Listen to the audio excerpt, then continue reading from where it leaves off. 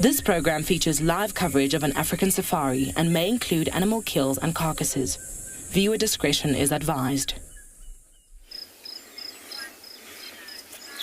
Well, a more beautiful scene could not have greeted us this morning, as there's a slight little bank of mist mixed with beautiful little wispy clouds, and the sun is slowly coming up to start another day here in South Africa. It promises to be a good one. We're going to try and see if we can settle our Leopard score and get that right. Steve is also out, and he's going to be following up on tracks for lions, which is going to be interesting to see which pride and where they've gone. There's a lot that's going on here this morning. There's been even a few calls too, so it promises to be a really good morning. There's a lot that we are going to go and try and look for. It also looks like it's going to be the most beautiful day, so we hope that you're strapped in and ready for this, your very own live African safari.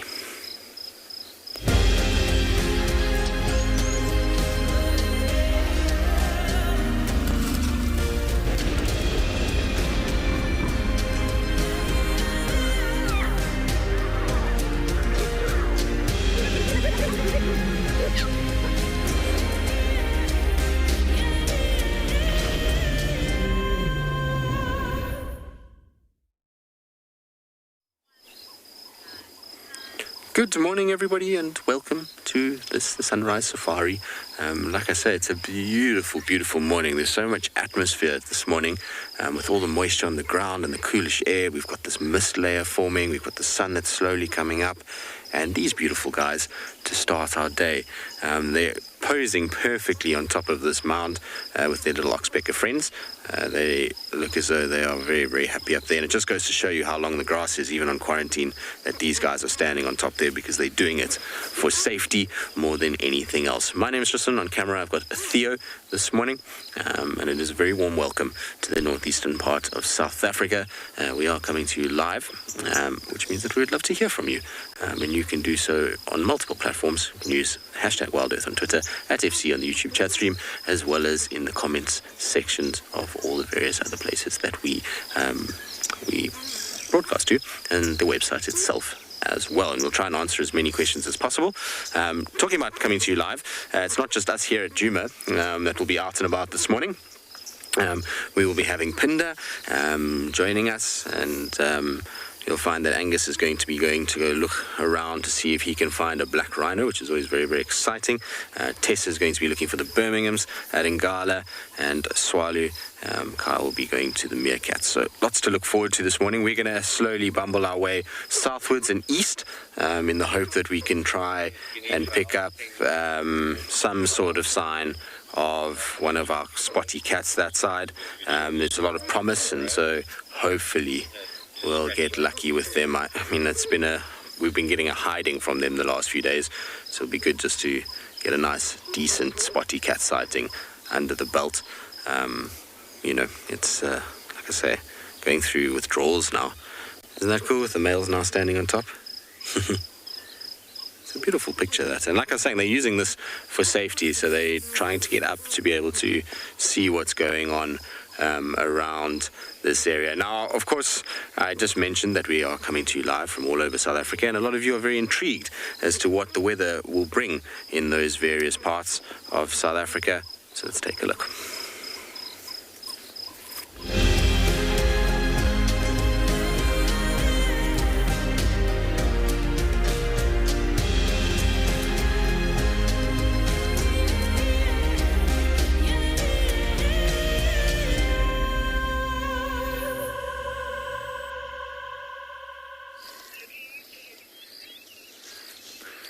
Good morning and welcome to andBeyond Pinda.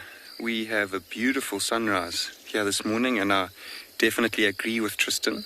I think it's going to be a beautiful day here at Pinda too. As the sun rises over the Indian Ocean, we can just see it there through the clouds. Then there's the coastal dune layer, some of the tallest coastal dunes in the world, that has just come up over. The coast from Pinda is only about 30 kilometers away, which really does help give us such a unique habitat here on the reserve. My name is Angus, and behind the camera today we have Glenn. We have also found a pair of elderly buffalo bull, and I think what we'll do, we'll just try and move forward.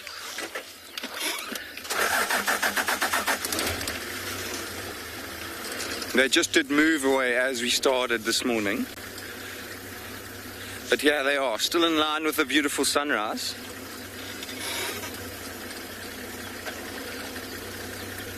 Let me try stop so we can catch the sunrise too. Wow. You see how that one just looked up at us as we got a bit closer, but they seem very, very chilled. They don't really mind us being this close. And if you look at their bodies, you can see they're both covered in mud.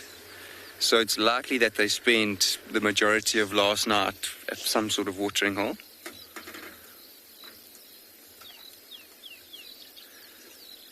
And it looks like both of them have just been feeding for the last 15 minutes or so since we've been with them.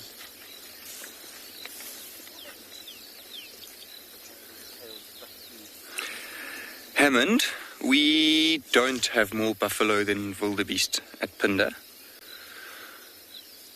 There are quite big wildebeest herds all over the reserve, as well as buffalo herds, but we definitely see wildebeest a little bit more often than we do buffalo, and that's why I say we have more wildebeest than Pinda. More wildebeest than buffalo, sorry. Have a look at this one on the left, his horns as well. You'll see a little bit of mud on it. So often what they do, they'll use mud to get rid of parasites, but they'll also thrash their horns in it. And I know a lot of species of animals, such as Ngala and wildebeest, will also do that to make themselves look a little bit more intimidating. And it's interesting to see that kind of behavior now, just because there's not really any animals here that would want to be trying to intimidate. I think this other buffalo bull that he's with, he won't be too bothered by it. Looks like they've formed a sort of mutual relationship. These older bulls are the bulls that would have used to be part of a buffalo herd, and as they get older, younger, more athletic and strong buffalo would eventually kick them out, and then they would have to become solitary or in small groups like this. Look at that one on the right. You can see his tail. You can see his tail stuck to some of the mud on his rump. Just he's still very wet from the mud. Wow. maybe is trying to intimidate that other buffalo. You see that interaction between them? That was very, very interesting. Sure. So we're going to sit here and just see what these two get up to, but we're going to send you off to someone else.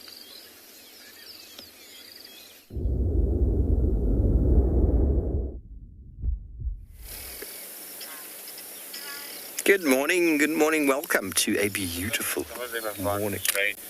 Coming to you live here from Djuma Private Game Reserve in the Sabi Sands, where we've got some guinea fowl behaving badly in the morning mist, the morning dew.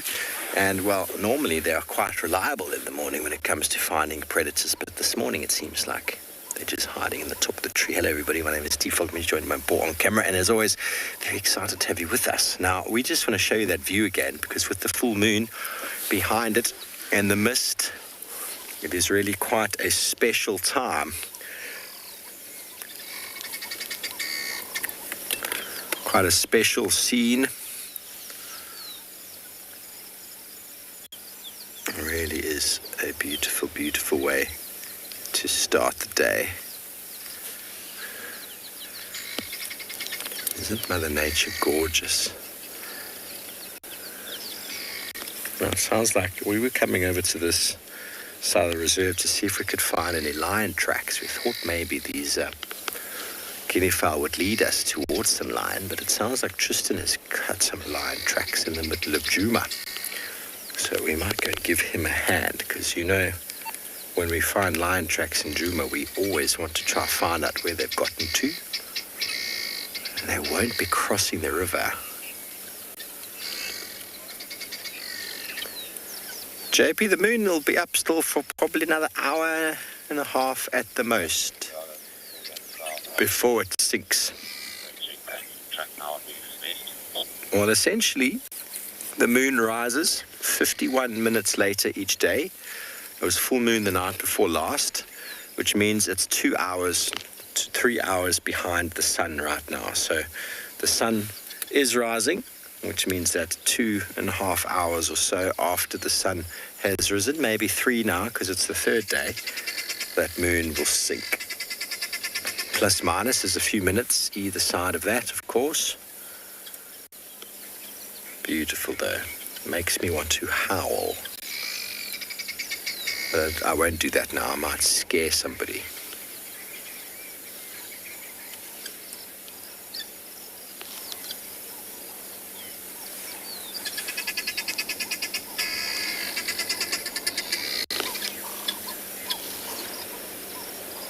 Now, when a guinea fowl in the top of the tall tree like this, shouting, you almost have to be certain that there's something around.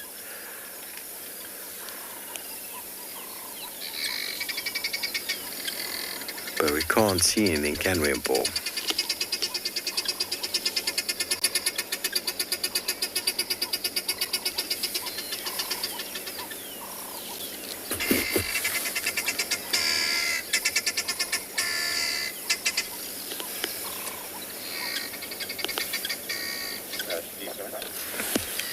Hang on a second. Go ahead.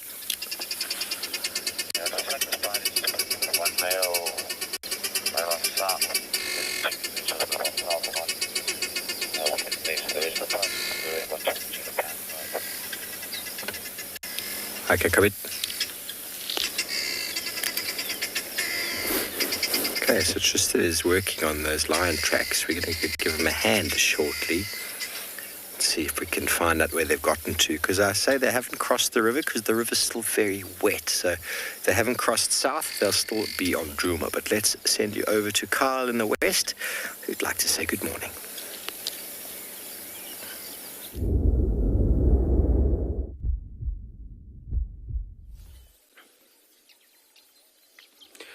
Dumela.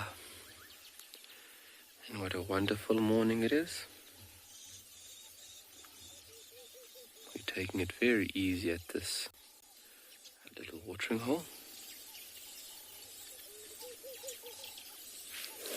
A very good morning. My name is Carl. Behind camera is Craig. Thank you very much for jumping on board on this wonderful sunrise safari. and we are just enjoying the beautiful and tranquil scene in front of us.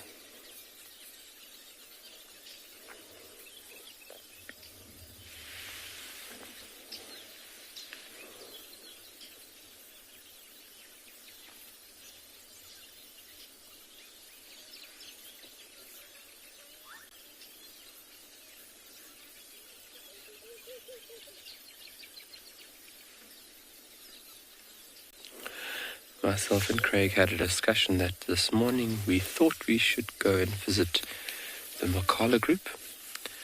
A few days ago, somebody actually got lucky enough and got a glimpse of those brand new pups within the Makala group. And because of the rain that we received on the 26th, that burrow was very cold for those newborn. And Mom, the alpha female, actually decided to bring those little ones out. It was very, very early. Normally they don't see daylight for about 3 weeks. It is very early, but you never know. We might get lucky and catch a glimpse of those little individuals. So that is our POA for this morning. We're going to go to the Makala group and spend some time with them.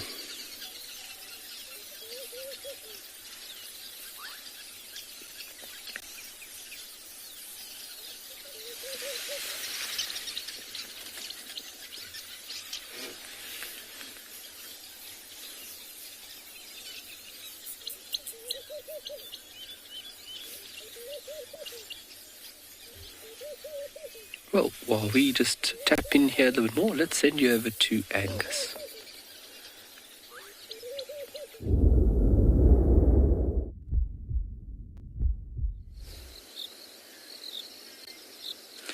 Welcome back. We are only about 100 meters or so from those two buffalo that we left earlier. We actually left because we spotted these giraffe while we were sitting with them, and just another beautiful scene. You see there's one crossing the road off in front of me now. Looks like a youngish male. And it's actually quite a large herd of giraffe here this morning. So giraffe are quite interesting in terms of their herd dynamics. They form temporary herds, meaning that what they do is they'll be together for a little while, and then they'll split up with no relation or no kind of bond formed permanently with the animals that they were with, and then they could move off and go join a different herd as soon as they find one, or if they do find one. You may find some females and the youngsters will stay together for quite a while, but the kind of teenage females are the equivalent of what a teenager would be, and the males will move from herd to herd. And it's quite interesting here. You'll see that you'll notice that none of them are feeding, and a few of them are actually lying down. That one off to the left, you'll see that just to the right of it and just to the left of it, there's a giraffe in the grass.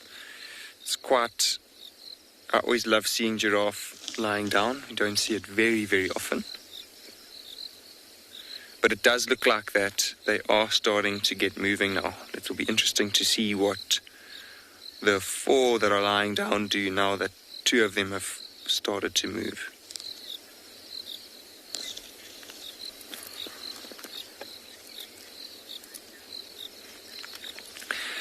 Lena has asked how often giraffe lie down. I can't tell you for sure, but I think that at some stage during the night, probably most giraffe will lie down, but they don't lie down for very long. So that's why I say that it's not very often that we get to see them lying down.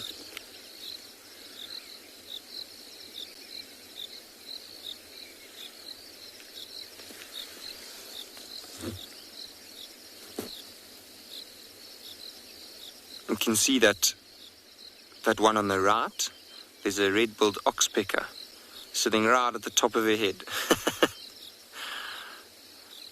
Oh, there's two.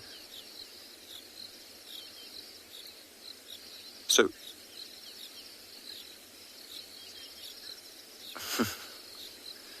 Marge, they do sleep standing up. And then if they want to rest a little bit better, then sometimes they'll lie down. The reason why they stand up to rest is just because it's safer. If they're lying down, they're very vulnerable. But I suppose that when they are lying down, they probably get to rest a little bit better. And I'd also hazard a guess as to say that when they are lying down, some members of the herd with them will remain standing as lookouts. And if they do seem to see anything, then the other members of the herd will be able to pick up on their behavior, and they'll probably stand up quite quickly. You can see that this one is looking intently at something, and we often use giraffe to help us find predators because they're so tall. They have a very good vantage point, and they're able to spot things that possibly us on a vehicle won't be able to. And how this helps us is that if we see a herd of giraffe and a lot of them are staring in the same direction, it's often a good indication that they've spotted something and they're worried about something. You can see now they're starting to move. Here's a zebra coming through as well.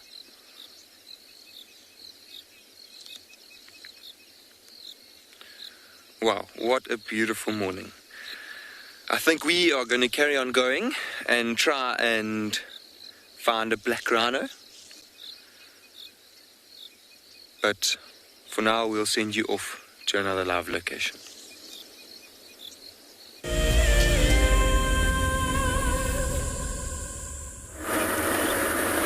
Why, thank you very much, Kyle.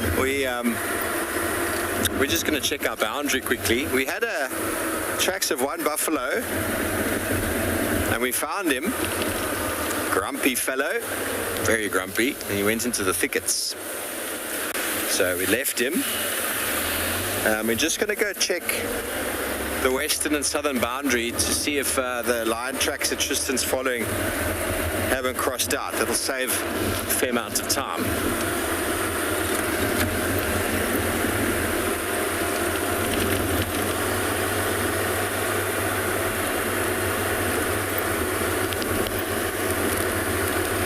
Tristan. I'm just going to drive the western then southern boundary, and I can give you a hand if you just update me where you'd like me to check.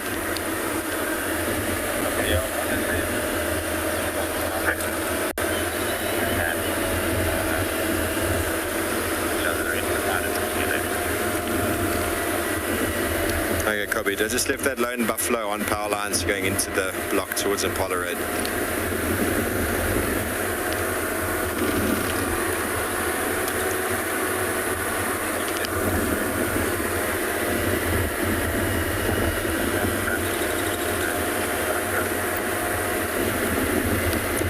I doubt they've crossed the river.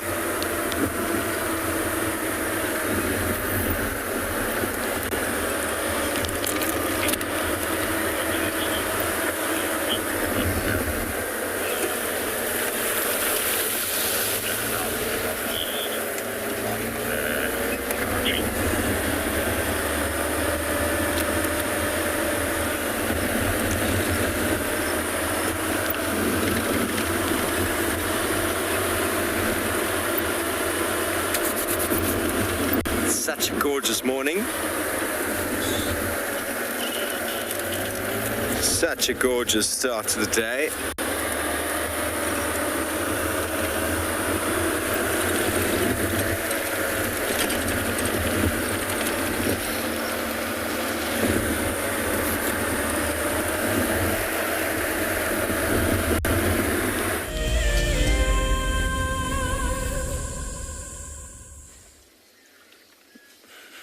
Welcome back. We've actually had quite a funny scene right now.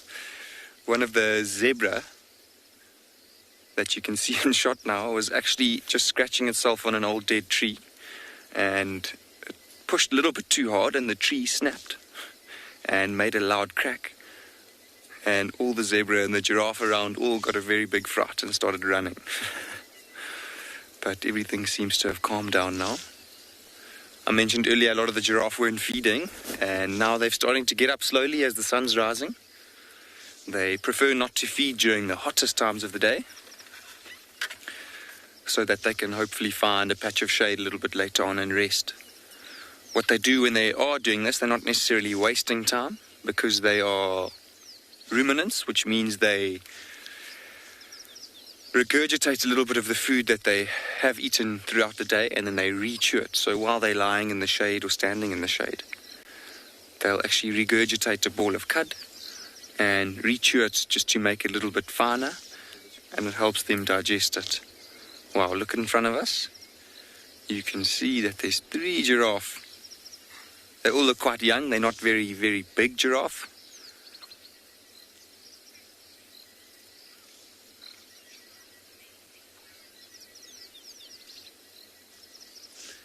Mark, giraffe sometimes do make sounds, but it's not very often that we do hear them.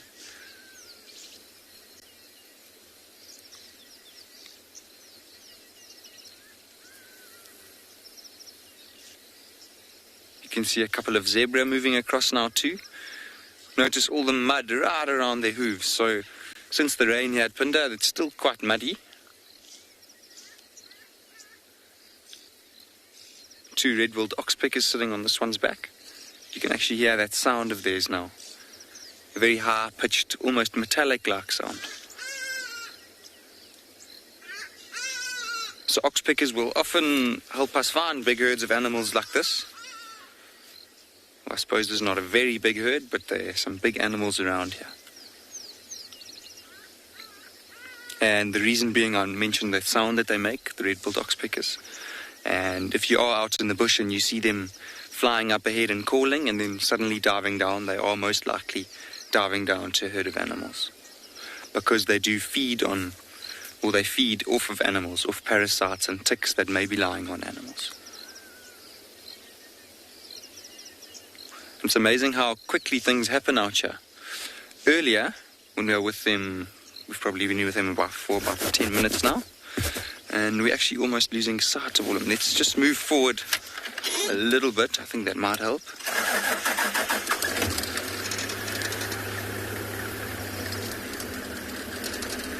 There's one off to my left, but there is a few more a bit further forward, so I'll keep going.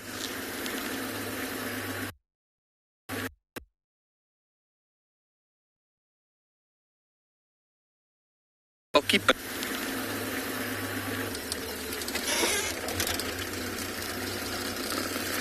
Let's go back.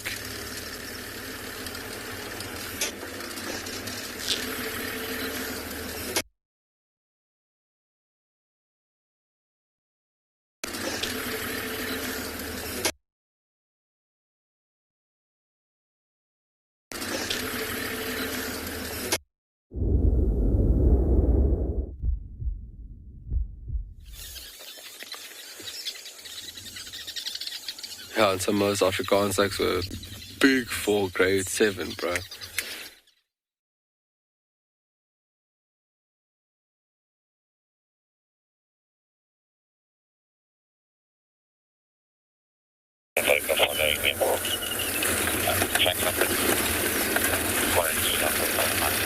Hello everybody, sorry, I'm just discussing something with Tristan. We found tracks of the Pride there coming in. Okay, comment, I'll see if I can follow. I'm sure they're going to go to Ballinati's junction. Yeah, but they turn from Philemon, they turn eastwards. We're actually going towards Malawati. Okay, copy.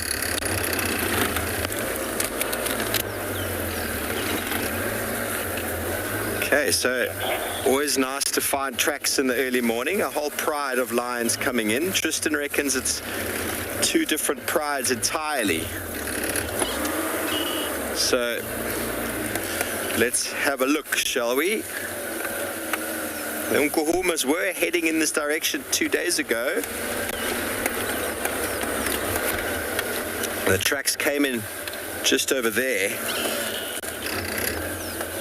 So we're going to have to look very closely. This section of the road is very hard to check.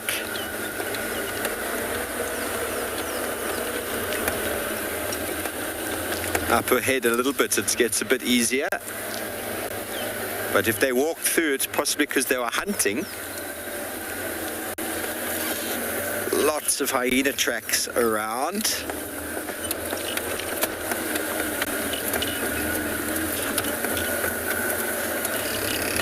Hyenas up and down, which makes it almost certain that here we go, here they are. Not very easily seen, everybody, but on the road over here, there's a ton of tracks coming in. I'm not sure if you're going to be able to see it. There are loads of them. Tracks everywhere. There we go. There's a lion track right there. Okay, so let's follow these. Let's go to my favorite lion junction, the area I always check to see where. Oh, well, it sounds like Tristan's doing a lot better than I am in my tracking this morning. Let's go see what he's found.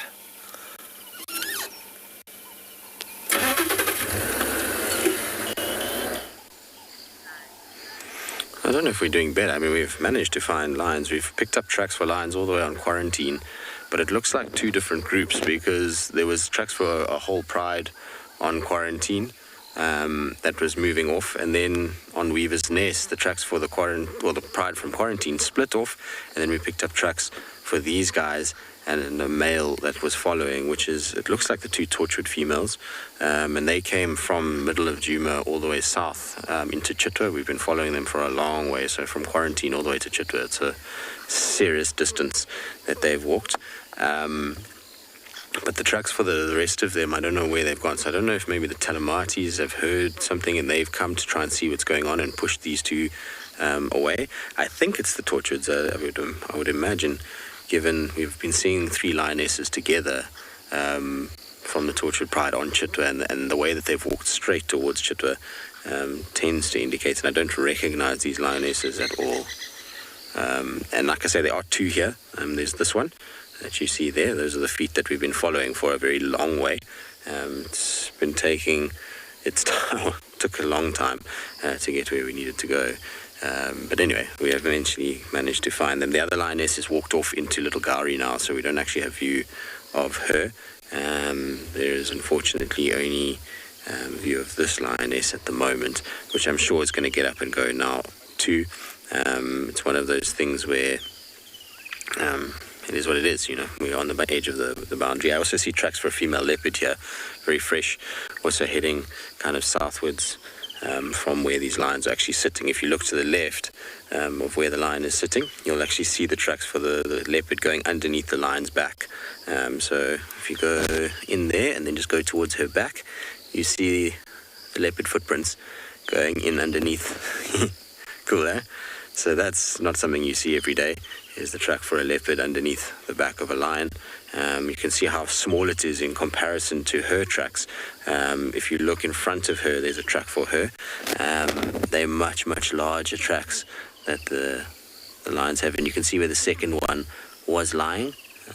That's all the marks from the second lioness was sitting. She's gotten up and, like I say, moved into Little Gowrie. And this one won't last long. It will eventually go and join its pride member.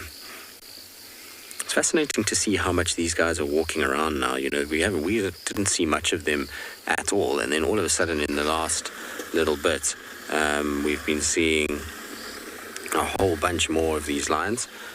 They've been moving into sort of Chitwa vessels, Little Gowrie, nets. They've been doing a lot of, and now it seems like they've even been into Juma, which is crazy when I think about it. They did walk a lot, that's for sure. I wonder if they were attracted here by this leopard, because there's, like I say, definitely the tracks for this cat was around, and the guys were saying yesterday that they thought there was a leopard on a kill somewhere in this area. They had lots of alarm calls and the tracks going back and forth. So maybe this is for Tundi, it could be for Kuchava, or Sabui, any of those three. I've seen all three of them on this road before. So it really is difficult to say which one. I'm going to go forward a little bit, just so that we can see her face.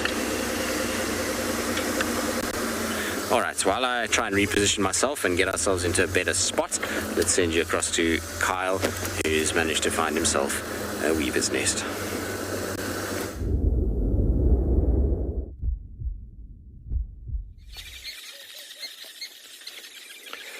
Well, welcome back to the hustle and bustle of sociable weavers.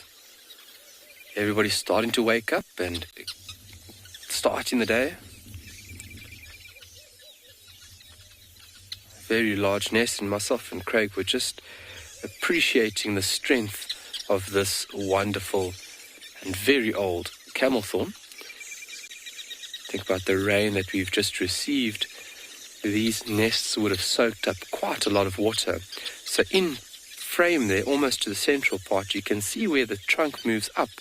And just look at that nest, where that nest is, that stem or that branch that's coming off there is supporting a lot of weight. I mean, that section on the left-hand side, that nest is ginormous.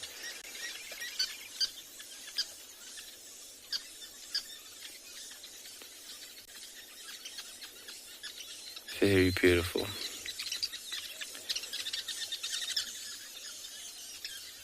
Just sitting here and reminiscing about young school days, especially in my time when I was in grade 7.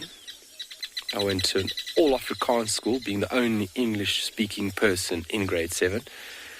And what we're talking about is rugby, and then obviously my very short, tiny appearance in comparison to which was supposed to be grade 7 boys, which were ginormous.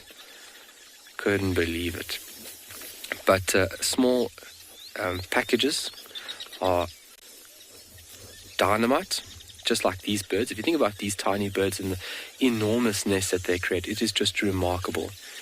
The energy that they expend and the constant need to maintain and rebuild these nests is just incredible. So you need to have a very strong foundation, and this camel thorn provides that foundation to support these ginormous nests. So exceeding a ton easily, these structures. And it is just an accumulation of grass and sticks. Craig, can you get us into that section that you had us on the side of here? Why are they called sociable weavers? Because they love to be together. So their social aspect, this is where they get the common name, a sociable weaver. So a big nest like this can hold 300-400 birds, each pair having their own unique or individual chamber. So looking at the structure over here, you can really see where humans, I believe, where humans got the idea of thatching. If you look at that, obviously thatching in South Africa is a very, very popular and widely used method of creating roofs. It's great for insulation, and that is what these nests have been created for. So warmth in the winter and then cool temperatures in the summer. And if you look at houses in South Africa, that is exactly why you would want a thatch roof. Very expensive though to create, but obviously very beautiful looking, but then also the insulating factor is remarkable. But those items are not weaved. They are not glued with any form of glue. They are literally thrusted into the existing nest. And a remarkable ability and a remarkable thought that all this material is held by this unique formation of weaving. Very, very skillful little birds. There's one in the background that Craig's got it in frame. And their first order of business right now is to emerge from the nest. They would sit in a branch nearby. They would do a little bit of maintenance. Leonard, what does the inside of the nest look like? Okay, let me see how we're going to... So, Craig, could you give us a little bit of an outside view there? So, to explain here quickly, we are looking from the side, and the entrances of these nests, these individual nests, would be from the underside of this nest. So if you think about, if you had to dissect this nest in half, you'll have multiple tunnels leading up vertically for about, let's say at about 20 centimeters, or maybe a little bit shorter, 15 centimeters, vertically into a chamber where the bird will reside, but also where it is a perfect environment to lay eggs and then rear chicks.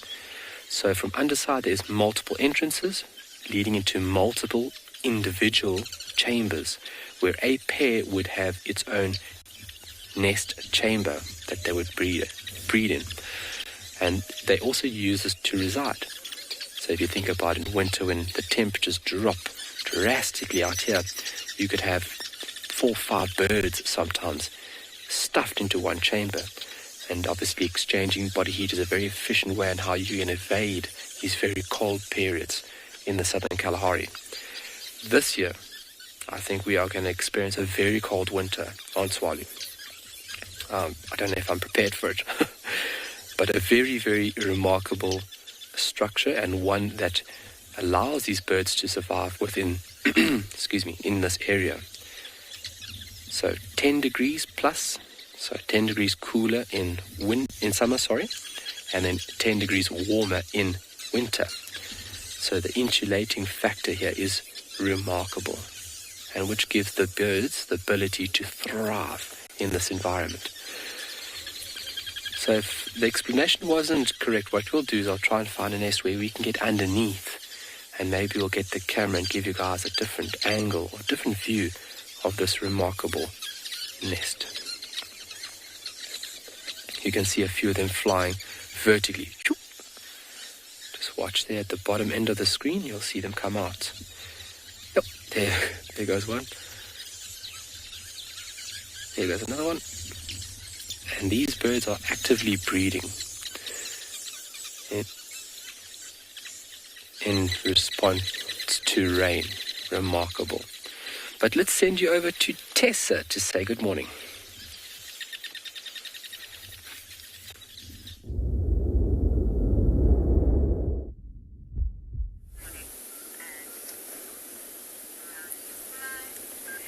Good morning, everybody, and welcome to andBeyond in Ngala. It is a stunning morning here on this side, and we've got the beautiful golden sunlight just catching this beautiful golden orb web spider's web. Have a look at that perfect web that she has built in straight circles. Isn't that crazy? It's like perfectly spaced around the web there. So my name is Tessa. I'm going to be your guide this morning here at andBeyond in Ngala. Behind the camera we have Sebastian. And this morning we are really appreciating the beautiful sunlight that is coming through. We think we're going to have quite an overcast day. And I think it's going to be a really, really good one for us. We're hoping to find some lions for you later on. But it's actually been stunning. So if you have a look at the web at the moment, there's actually still a lot of dew. And the sun is just at that perfect level at the moment where it's catching so, so beautifully. The grass is still wet, that web is still wet, but you can actually see how she's attached it with these long strings to the top of that tree. It's absolutely incredible, the structure behind this, almost the mechanics of it. And it's an incredibly strong silk.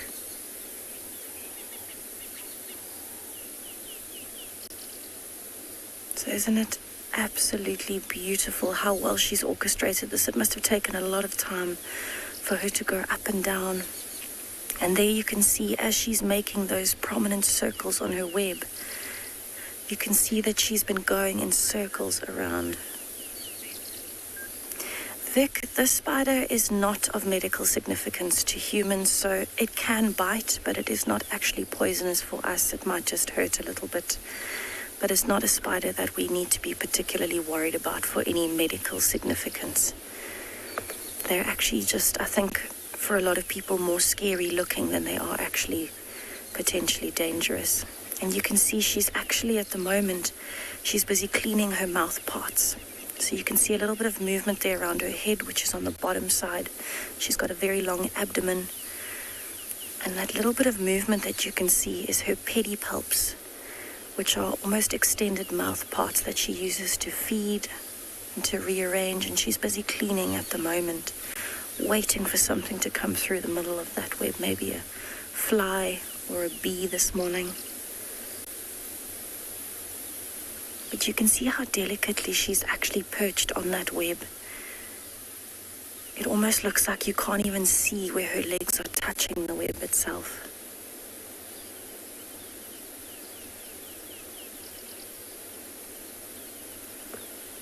unbelievably beautiful. And that golden light is just catching on that thread of the web.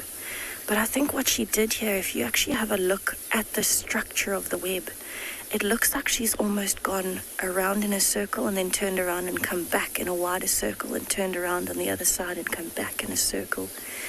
So at the tops of where the circle ends, you can actually see where she's almost turned around and kept spinning that web.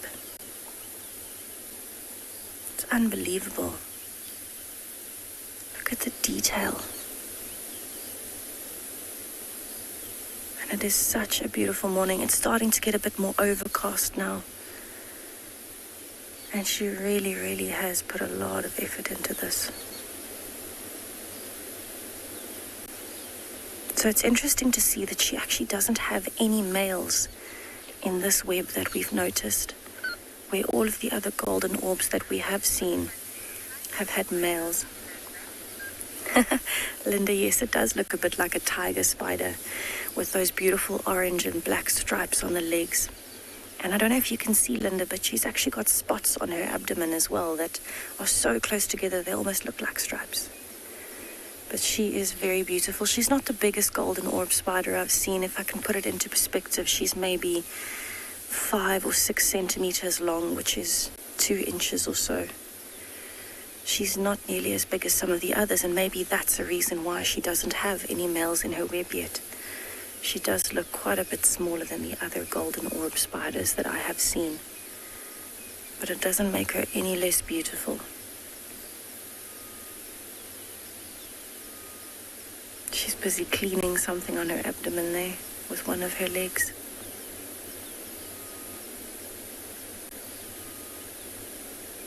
So I actually wouldn't be surprised if she's still spinning small parts of this web, making that center of the circle smaller.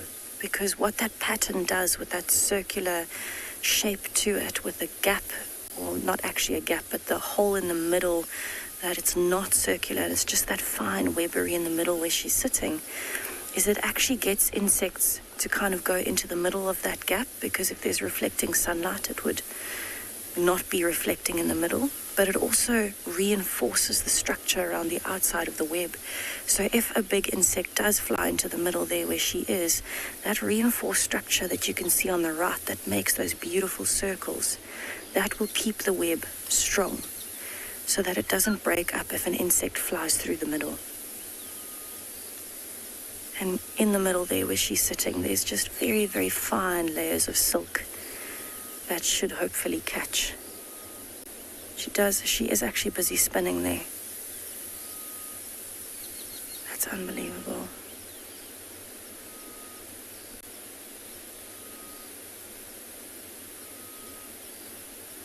So she's making very small movements, but every now and then you can actually see she's moving her abdomen up and down to the web, and that's when she's attaching little pieces of silk.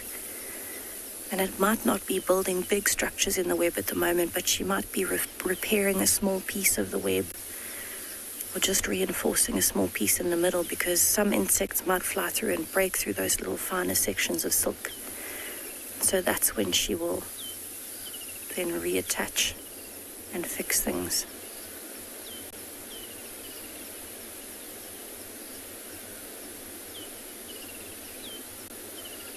It's actually amazing to see how strong that silk is. I know that if we accidentally drive through it, or maybe there's some of these longer arms of the web coming towards the road and you drive through it, it actually doesn't break. When you drive through it, it almost stretches around you. So it's unreal to think that it can be so strong.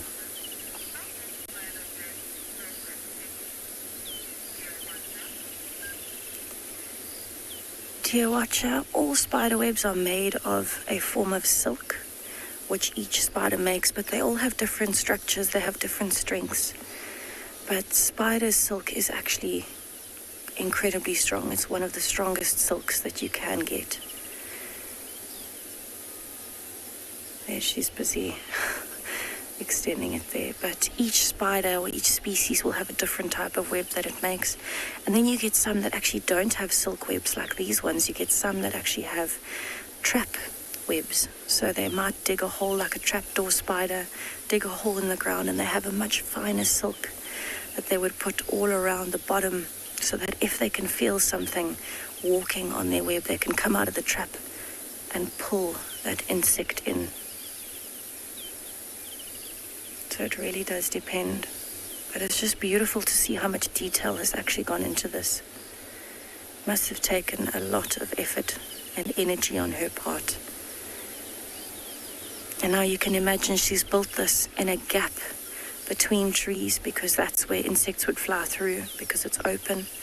That also means that there is a danger that she might actually have animals walk through this web, which means then she would have to start all over again if something like a buffalo or even an impala walked through there. Although I actually was thinking yesterday, I haven't actually seen any elephants or buffaloes with a golden orb spider on them. Maybe the golden orbs just move off really quickly. I know I drove through another one yesterday accidentally, and it climbed from my face down onto my feet and then out of the car. And they move really, really fast. So that could be the case, that maybe if something walks through, they just move off very quickly to minimize their chance of being injured. But I've never actually noticed a bigger animal like an elephant walking through one of these webs, although I'm sure it does happen. Maybe we just haven't been in the right place at the right time. But I think it is completely fascinating that she has not a single male in this web. It's the first web I've noticed ever that doesn't have a little male. So I think what I'm going to do, I'm actually going to leave this spider to her morning basking in the golden light. And I'm going to carry on and see if I can find the Birmingham Pride a little bit further on at andBeyond and Ngala.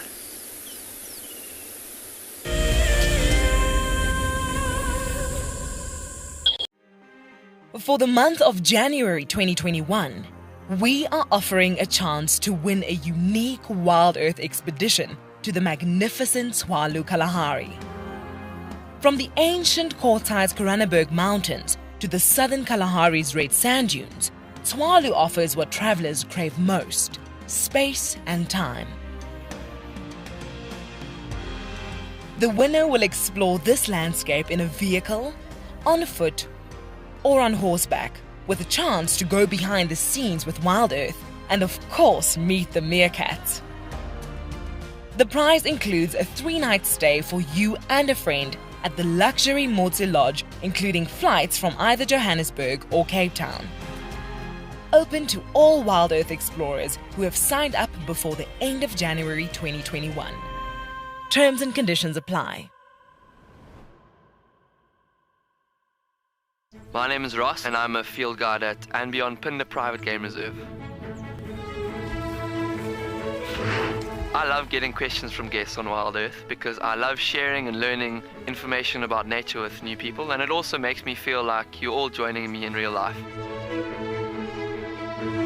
If you want to ask a question on WildEarth, then you need to register on our website. Once registered, go to our live safari page and submit your question below our live feed. Have you been watching WildEarth and dreamt of being right there on safari with one of the guides? Well, now you can. WildEarth is offering you a chance to buy a ticket to dream. You or a friend can hop on board a live WildEarth show and join our guide on safari. The ticket is redeemable at any of our locations, anytime in the future. Only a limited number of tickets are available, so don't wait. Get your ticket now and start dreaming. Terms and conditions apply. Okay, there's another big male coming in from our left here. Another big male, look at this. This is the one. Now you're going to see sparks fly, guys.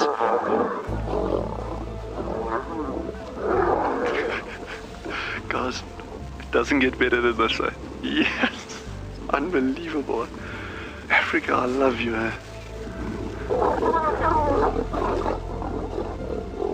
Expect the unexpected here on WildEarth daily.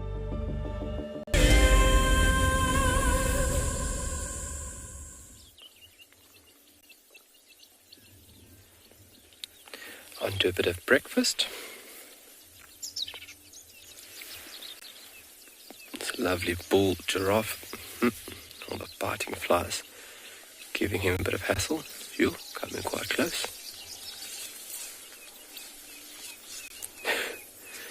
He's about 15 meters away from us, so he's very close. He wants to give you guys a very close and personal view of himself.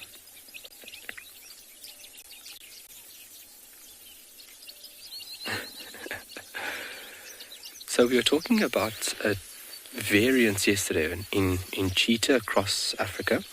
So if you look at giraffe, there are, in some circles, they believe that you have a variety of different subspecies in correlation to the pattern and the coat color. And if you look at genetically, obviously we can get an understanding that there are differences between these individuals. And that's where now we are starting to recognize different subspecies of these animals. But with the cheetah that we had a discussion yesterday about, if you look at cheetah across Africa, if you look at the genetic differences between cheetah in Africa, there is very little variation genetically. There is less variation within the cheetah population through Africa than there is through the human races. So very, very flat genetic viability, let's say that. But if you look at Africa and these beautiful animals, there's quite a large difference in some of the coat patterns themselves. If you get the West Africa giraffe, obviously very highly endangered at the moment, the West Africa giraffe, the coat or the pattern would vary considerably to this. Chris, what happened to his ossicones? So he's a fairly mature and old individual. So those ossicones are short and stumpy like that from the wear and tear of male and male combat. This would just be over the years of, continuously using those ossicones and them just worn down. It could also have been because of a bit of malnutrition, that they could have worn down quicker or more than one would expect. The deposit of calcium there in the front of the horns and the back of the horns, as they also calcium deposits to use also for fighting. You see them on larger, older males, very prominently displayed like that. But yeah, they are very, very short and very flat. I've seen this individual a few times, and he's very relaxed with us. He's very close. About, as I said, about 15 meters from the vehicle. Oh. Look at that. Yeah, and so yesterday when that question was asked by one of our viewers, that how many cheetah species are there, I mentioned there might be subspecies recognized, but subspecies wouldn't really be the correct term to be used. There would just be geographical variations. So just in areas you would have individuals looking slightly different. And if you look at cheetah, you can find them across the African continent. Obviously, historically, they would be very widely distributed, but now their habitat is very fragmented due to obviously human activity. Lovely dark patterning, using a lot of neck muscle to bring the neck and head down. And when he relaxes, that neck is pulled up to a 45. Oh, look at all the last flies. It's got to be very frustrating when you can't swat away these biting flies. So those are external parasites, and those guys are able to fly. And what they are just doing is sitting there and lacerating the skin. Some of them can be very host specific. These really do enjoy the large hooved ungulates, and they very rarely would bite. Whoa, you could see all the vegetative matter go down his throat. They very rarely would bite a human, although we have had one or two guys which have been bitten. But I mean, that's over a long period where the animal is sitting there and has just found a great spot. Sure, that is close up. Alrighty, but let's send you over to Tristan and to see what he has.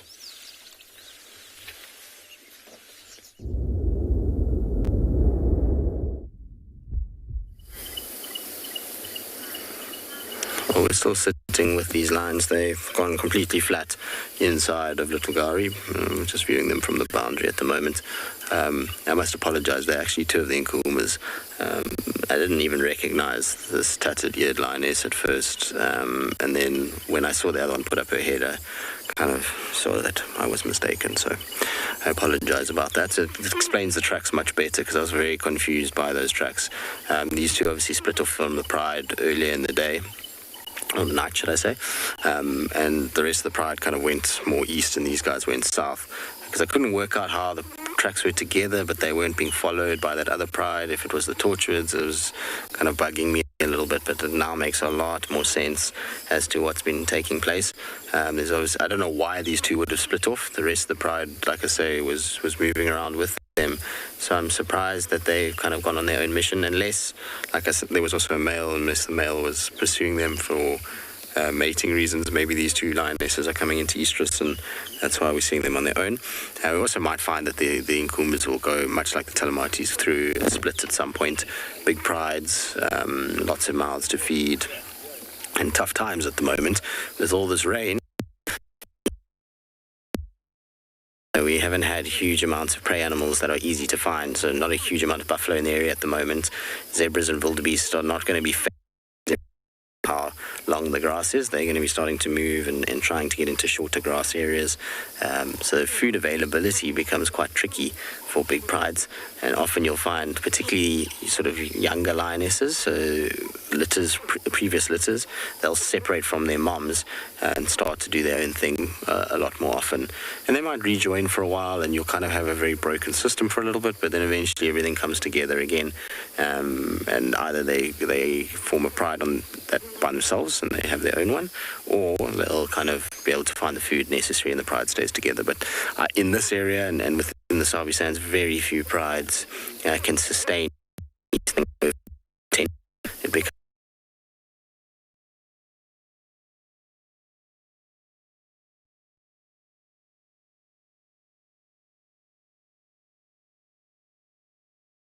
leave these guys. There's a few vehicles that want to come here, so we're going to make some space for others. They're also sleeping. If they start to move, then we'll see what happens, but they are heading, well, we're heading into Little Gari.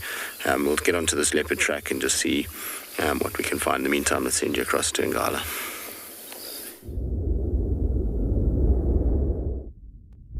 Sorry, Trigger, I had a crash cut. I had to go live quickly. Please go again. So I am sitting here at andBeyond Ngala with a giant legless skink that is currently busy slithering away through the grass. And it's a beautiful, big purplish species. It's actually the largest in the Acontius genus. And a legless skink looks a lot like a snake, but actually it's a skink species, which means it's actually more of a lizard. It's just lost its legs. And it was sitting warming up on the road. It's now moved off into the grass, and I think that's because it's starting to get a little bit more active. We've got some birds of prey that have started to fly around. We've seen a Wahlberg's eagle, and so it might have decided it's time to go back into the grass and protect itself. But that was actually quite a big one, I'd say, at least about that long, which is pretty impressive, and they're very, very thick as well. So it's quite a beautiful species of skink. I actually studied them extensively for one of my theses at university in that particular genus. And they're absolutely amazing. They're actually called a burrowing skink. And that's because if they think they're in danger and there's soft soil, they've got a shovel-shaped snout. And they can quickly bury themselves underground. It's unbelievable. And I think one of my favorite things about that one is the beautiful purple color. I'm sorry we didn't get a better look at it though, but I will see if I can maybe find it again in that long grass for you. It disappeared very, very quickly.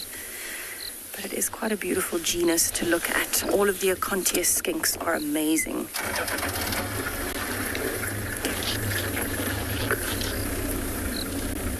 Okay, let's see if we can find it in the grass. Liam, I don't know if this would go for eating a snake, actually. I think it might rather just prefer insects. But you never know. You really never know. This grass is so long at the moment, and it might have already buried itself. But it's a very, very tough spot to be in when something like this just disappears. If you think about a size comparison though, Liam, most of the snakes that we get here at andBeyond and Ngala are a lot bigger. Where this, it's actually that's its full size, is just over 30 centimeters and quite thick. They can bite, so they do have opening jaws, but not very large teeth, so it would give you more of a fright than anything. But I don't think this one would eat snakes. However, there are other species that would, like monitor lizards. They would eat just about anything, including small snakes as well. That was quite beautiful. But you can see that we're actually starting to get a lot more cloud cover in at the moment. We are very, very overcast, and it's expected to stay like this the entire day, which means that that skink is actually going to have a bit of a hard time getting its body temperature up today. It's one of those animals that cannot regulate its own body temperature and needs the sun to be able to do that.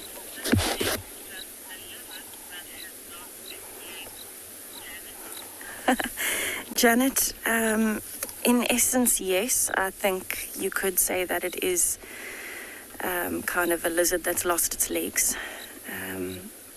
Evolutionarily speaking, they are a different genus to lizards and skinks, which are still around. But yes, essentially they would have started off probably with legs and lost them over time as their needs changed and they started adapting to the environment around them. That being said, though, there are still things like skinks and lizards, and there's some skinks that have very small legs, some skinks that have no legs, normal lizards which have big legs. And so it just depends. They've adapted differently over time, and they have the same common ancestors, but they're completely different genuses and species now because they've occupied different niches of the environment, different small little areas that require slightly different things. So a slightly different lifestyle, slightly different prey. And so that's how they would adapt when they are kind of moving through time over a very, very large scale. So we're not talking in the last 50 or 100 years. We're talking thousands of years that they have changed like that over time. It's very interesting. I love evolutionary and genetic studies and those kinds of things. I studied that quite extensively at university. I definitely have a thing for reptiles.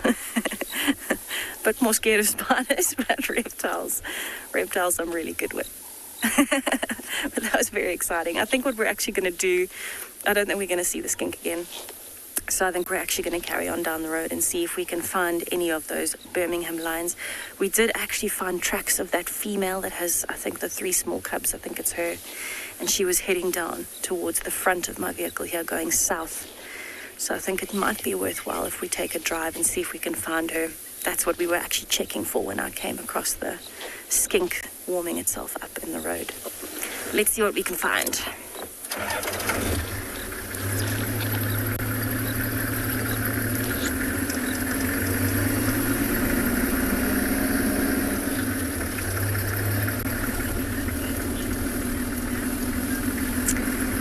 Okay, so wish me luck to try and find the Birmingham lioness with the 3 little ones.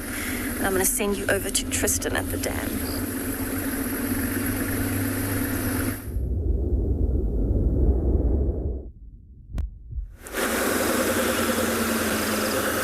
Good luck, Tessa. There you go. There's some luck that's been wished your way.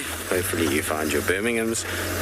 We've left those 2 Nkabuma females. Like I said, unfortunately, there's a few vehicles that are heading in that direction, so it's time for us to go. We were with them for quite a while. Anyway, we're going to try to follow these leopard tracks. They came south towards the dam and then turned west by the looks of things towards the open clearing. But I've got to go all the way around because the road that runs on the northern side of the dam that takes you west is completely flooded. So now I've got to do a big loop around the lodge to get to where we're going. And hopefully we'll be able to pick up more signs there of something. I don't know if we will, but we will certainly try. The tracks for that leopard there look pretty good as well. Like I say, which leopard it is, I really don't know. There's 3 different females that walk here. 4 actually, if you count Langa as well. Which means that It's difficult to kind of pinpoint which one it is. It looks slightly bigger than Tundi's, though. I mean, I might be wrong, but it looks a little bit big for Tundi's.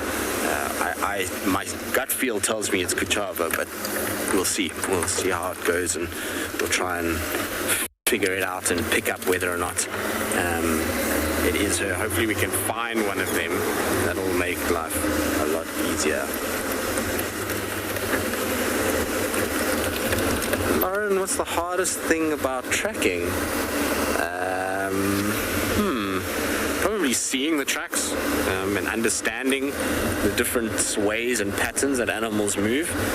Sometimes tracking is super easy, like these lions this morning was really not difficult at all. It was just follow a track down the road for along the way, but it wasn't hard track. Even on foot, you would have, found those lions no problem eventually, because you just would have walked them as they walked the roads. Something like a leopard, the track now is near impossible to see in this grass. You're going to have to rely on one little soft patch of ground within a grassy area, and the leopard has to walk exactly on that grassy patch. So, seeing the tracks at the moment is probably the hardest part about it. Also, the roads are very hard in places, and that makes life equally difficult. So I think that's it. I think it's the way that your mind has got to start working things out. You've got to start understanding a lot more as to what animal you're tracking, and therefore what movements it's going to make, and where you can start checking and looking. A lot of the time people will start to check or go on a track, and they forget that they may be either tracking a leopard versus, let's say, a cheetah. Two very different ways that you're going to go about that tracking. Cheetah, you're going to track not necessarily on foot, but you're going to try and loop, and you're going to try and check in the direction it's traveling towards open clearings, and you're going to generally be able to find their tracks on the roads heading towards open clearings, whereas things like leopards, they're going to use a lot more kind of secretive pathways and things like that. We know they do use roads a lot too, but they also go onto game paths and thickets and drainage lines. So it's just adapting your mindset to the animal, and then actually being able to see the tracks, which, like I say, sometimes sounds easy, and sometimes it is very easy. Other times it's an absolute nightmare to see tracks. Sometimes you have these days where you just think to yourself, this has got to be one of the hardest things in the world. And then aging of tracks, I think that's also another one that's very tricky and takes a lot of time on tracks to start really understanding aging well.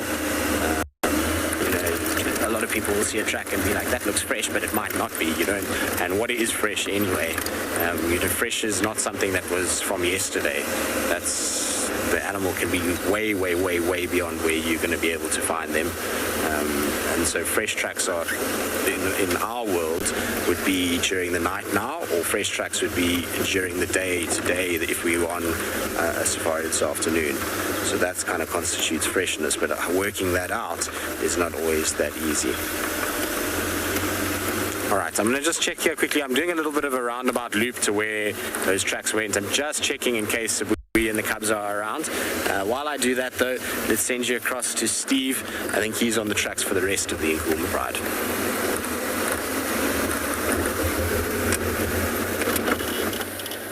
Thanks, Tristan. Well, we found the rest of the pride, but they're in an area we can't really go to with the car. Got two spurfowl, two different species here, Franklin and a spurfowl.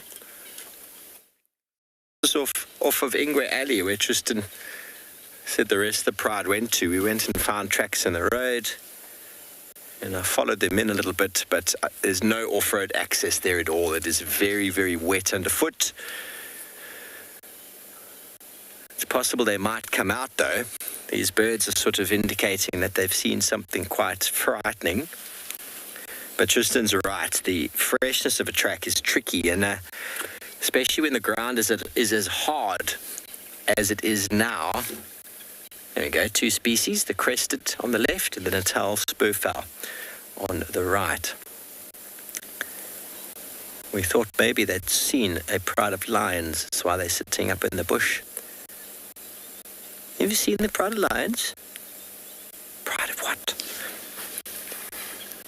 We're going to go to the next junction with the Pangolin track and where Chela Pan is, and maybe they're going to come out there.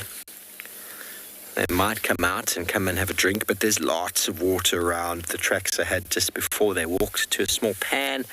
They had a drink, and then they were walking through the wet grass. So they must be really hungry to be moving through the wet grass, but it is what it is. It is starting to warm up a little bit now. Maybe they don't mind it too much, but they definitely came in from the west where we had those tracks on the boundary, and they actually walked through a fair bit of green grass, which is a very good indication that they are definitely hungry and hunting. And the fact that Tristan's found a couple all the way to the south, we've got some of them here. We don't know how many. I definitely saw the cubs.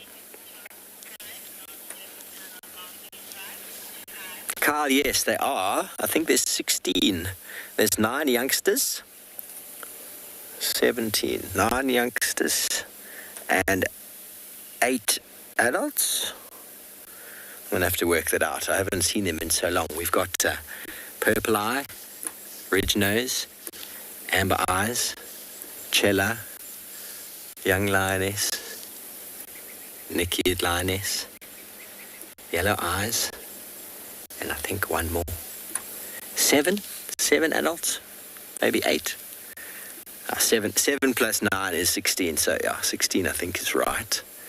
Nana, who passed away last year, or was it the year before now? It's hard to say.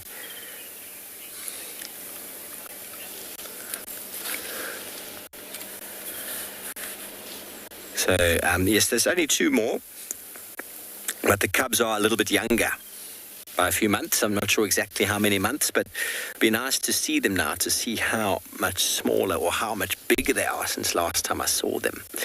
It's my favorite pride, the Nkuhuma Pride. I've spent a lot of time with them.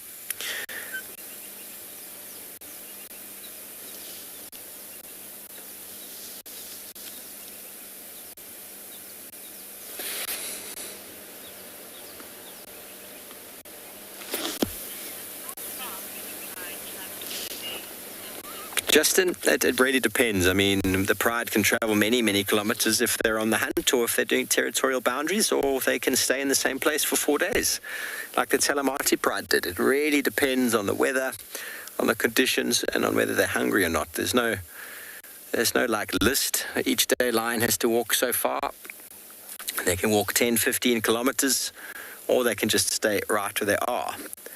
Obviously, the need to walk, the purposes of moving is to get cubs away from potential rival males, to feed, and to do some territorial boundaries. So other than that, there's no other really need to walk. So if they've got food, or if their cubs aren't under threat, or if it hasn't rained, they need to go anywhere. Okay, so I think those lions might be popping out up ahead in front of us. So I'd like to go and have a look to see if maybe that is the case. While we leave this Natal spurfowl to his perch, we haven't heard any other alarm calls since.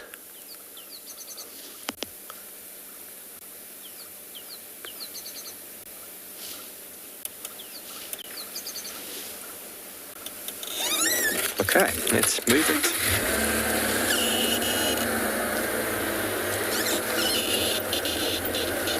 Okay, so we just head down the road here, out onto the other side, and see if hopefully our lions pop out.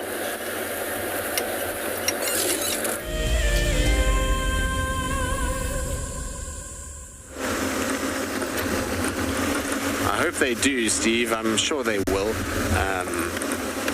Like I say, Steve is fairly proficient on tracks, and so he should be able to pick up where they went and able to find them. We just did a quick loop, just checking for Sabui's cubs. Nothing here. I actually just want to go back to where I had the last track rather than go all the way around. And there's a reason for it, because yesterday I forgot completely that somebody told me that there was a visual of a leopard and a cub on Chitwa open area. and they thought potentially there was a kill that they were out because they'd gone to drink and they went back the same way they went, but they couldn't see anything. And now that I remember, those tracks are going to pretty much where they described, and so maybe the kill is still there. I didn't actually even check the marula tree that's north of that area, that where those tracks were going. I was so focused on the road and the tracks that I forgot completely. So I just want to quickly go back there and just double check that I didn't miss something. Sometimes happens that you do miss things, and that the tracks have gone to a certain place. Unfortunately there we won't be able to off-road.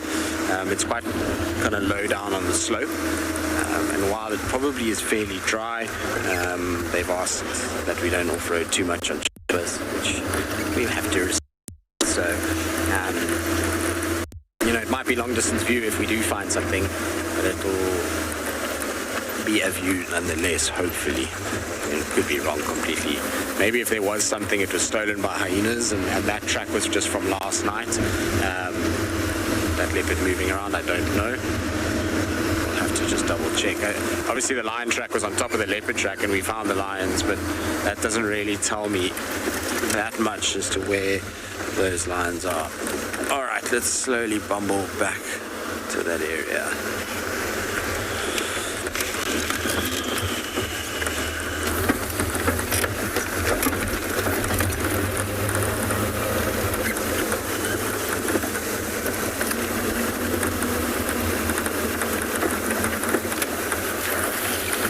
We're going to get into that area shortly.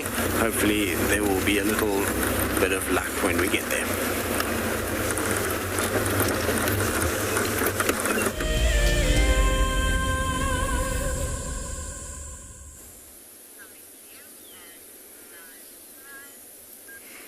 Welcome back to andBeyond Ngala, everybody. So I found this zebra who is moving rather slowly in the road. And it almost looks like it's got an injury on one of the back legs, although I can't see anything obvious at the moment.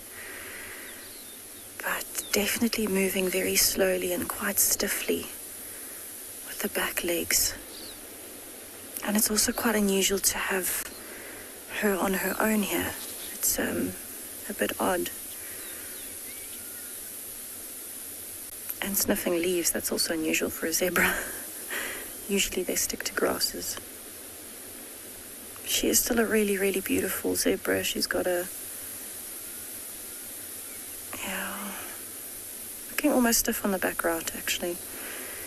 Got an oxpecker on it. You can see the way it's actually a male, sorry. You can see the way he's walking. It almost looks like he's not really bending the one joint in the back leg properly.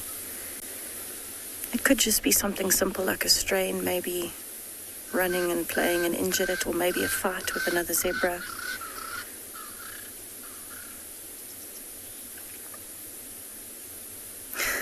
Those oxpeckers are having a bit of a fight on his back.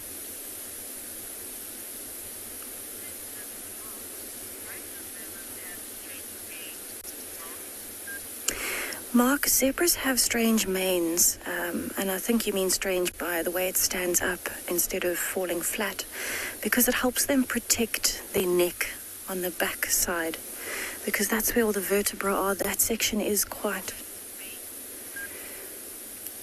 Oh, straight manes, apologies. They have straight manes to protect their necks. So by that hair standing up and being quite thick, it means that it protects the vertebra down the neck, or the neck bones, because that's something that predators would go for, but something that also zebras would go for in a fight. They might bite or kick each other. And you can actually tell a lot from the mane of a zebra. If it's straight up like his is, it means that he is actually healthy. He's got enough nutrients. But if it's starting to flop over, that usually means that he's not so healthy.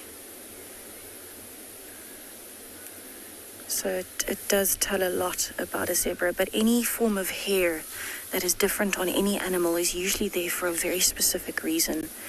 And where his mane is, it wouldn't be for fly protection, like his tail would be for flies and pests.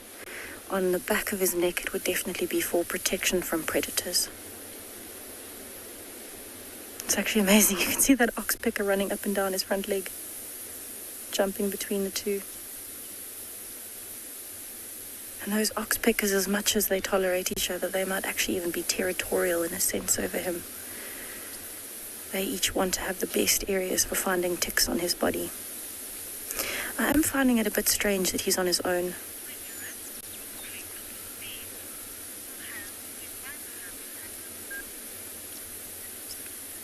So I'm definitely gonna stay here and watch for a little while longer just to see if there is anything obvious with the zebra that might be the cause of that stiffness. But I will send you over to Steve with his own herbivore on his side.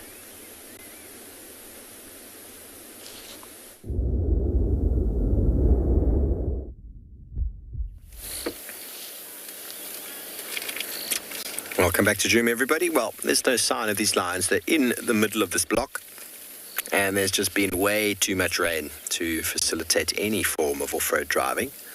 And that's okay. That is the way it works. So when we first came along this road earlier, I had a feeling the lions were still in the block because there were no tracks coming out, but there were tracks of a big male giraffe that had been running along this road away from where these Impala are. So we thought maybe the lions might hunt again. Who knows? It's starting to get a bit warm. But they're somewhere in this block between us and Ingwe Alley. And I can show you on the map, for those of you who don't know what I'm talking about. And I'll be able to demonstrate where the lions came in. And let me find a little stick. Sticks are always very helpful. Sorry, but let me just grab a stick first. A stick's very handy for looking at the map with. A little bit of grass will do. Okay, so we show you where we found the tracks today, and then we'll show you where Tristan has found his lionesses. Okay, so we had tracks over here, over there, coming up the Triple M boundary, and they cut in, and I lost them over there. They went across somewhere. Tristan picked them up on quarantine. They came down Philemon's Dip. He followed two lionesses all the way down here, and they went all the way east along this boundary, and he got them here on, I don't know where exactly he is, but he's around Cheetah driveway. He also said that the tracks came in over here, Ingwe Alley, and we found the lions right there. So that we're stationing over there at the moment, so there's somewhere in between here. There's a drainage system running through. The other morning or afternoon, you might have seen me doing a segment in the river, sitting down underneath the tree. That was sitting right over here. So they're in here somewhere, and it's very wet, it's very thick, but I definitely saw them. At least one adult and a number of youngsters that moved away. Thank you, Paul. Kylie, I found the morning much easier to track. Invariably, what happens is because of the conditions, the animals that we're looking for are moving around in the morning or at night. So there's a fresh little coat of fresh applied newspaper in the morning. But then in the afternoon, animals will start to move again, especially in the winter months. So you can do both, but in the middle of the day, tracking is very hard because the angle of the sun makes the tracks very hard to see. But this time of year, with all of this rain, the ground is very hard, which makes it's like standing on concrete, trying to track animals over a concrete floor. Very difficult. Hoofed animals are easier because they leave an indentation on the ground, whereas lions, if they walk on the hard stuff, you wouldn't even see lions. Where do you see lions? He's a beautiful fellow, isn't he? Look at those magnificent horns. They call them lyrate. They look like a lyre. You can put some strings between them, make a beautiful musical instrument, the lyre. He's a prime Impala ram. He will be in the top rung of the breeding this coming season. And he hangs out here with his other friends. And when the times are suitable, he will then claim his territory. Justin, Impala's eyes, I think, are dark in color. They might be dark brown, I'm not actually that certain. Let's have a look, shall we? I think they're brown, but they're not light. You can hear the orange-breasted bushshrike. Oh, they're dark. Dark, dark, dark in colour.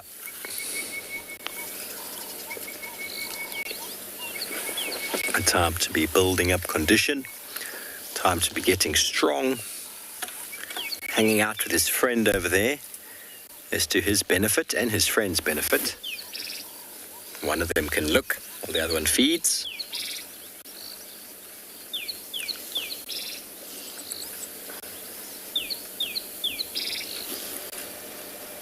Always ready to launch off the first sign of danger. No doubt they've encountered the lions this morning.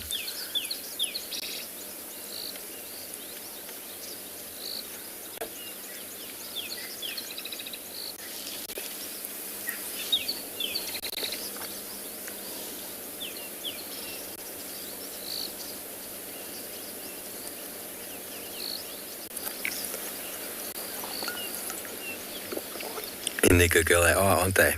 Gorgeous looking animals. Such good condition. Impala always look good though, my opinion. Always look very healthy. Their ability to mix feed really adds a huge benefit to them.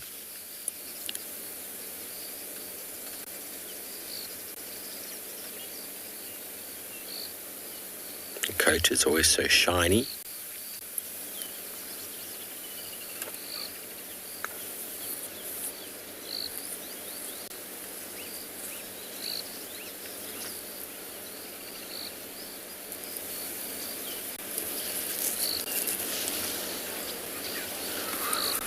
Okay, well, another animal that is under risk of predation at this time of year, and Tessa has still got some zebras.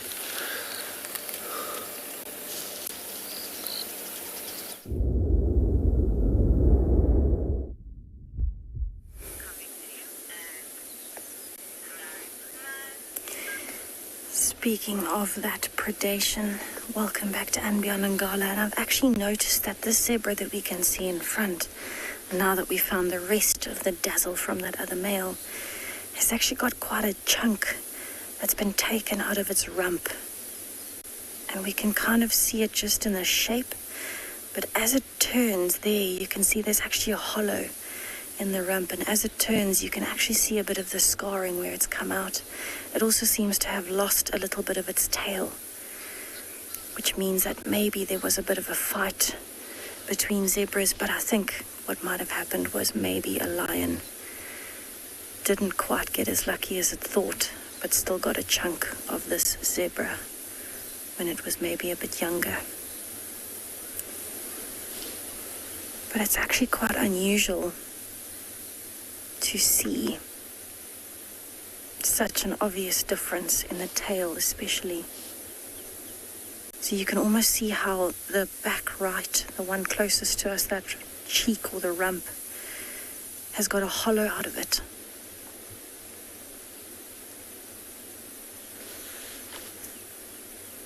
There you can see it very well in that light. Almost looks like a perfect bite mark.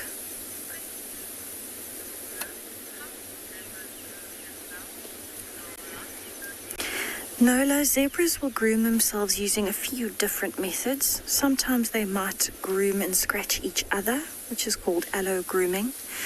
But they will also do dust bathing, where they find a nice patch of sand that's loose and they roll in it to clean their coats and get rid of all the pests. And they actually do also scratch themselves on trees. They might occasionally use their teeth or their mouths to scratch pests and insects off. And so it really does just depend. They also use the rain, but it just depends zebra to zebra where they are and the habitat that they're in at the time. But zebras are actually quite social, and so you might find that they would groom each other.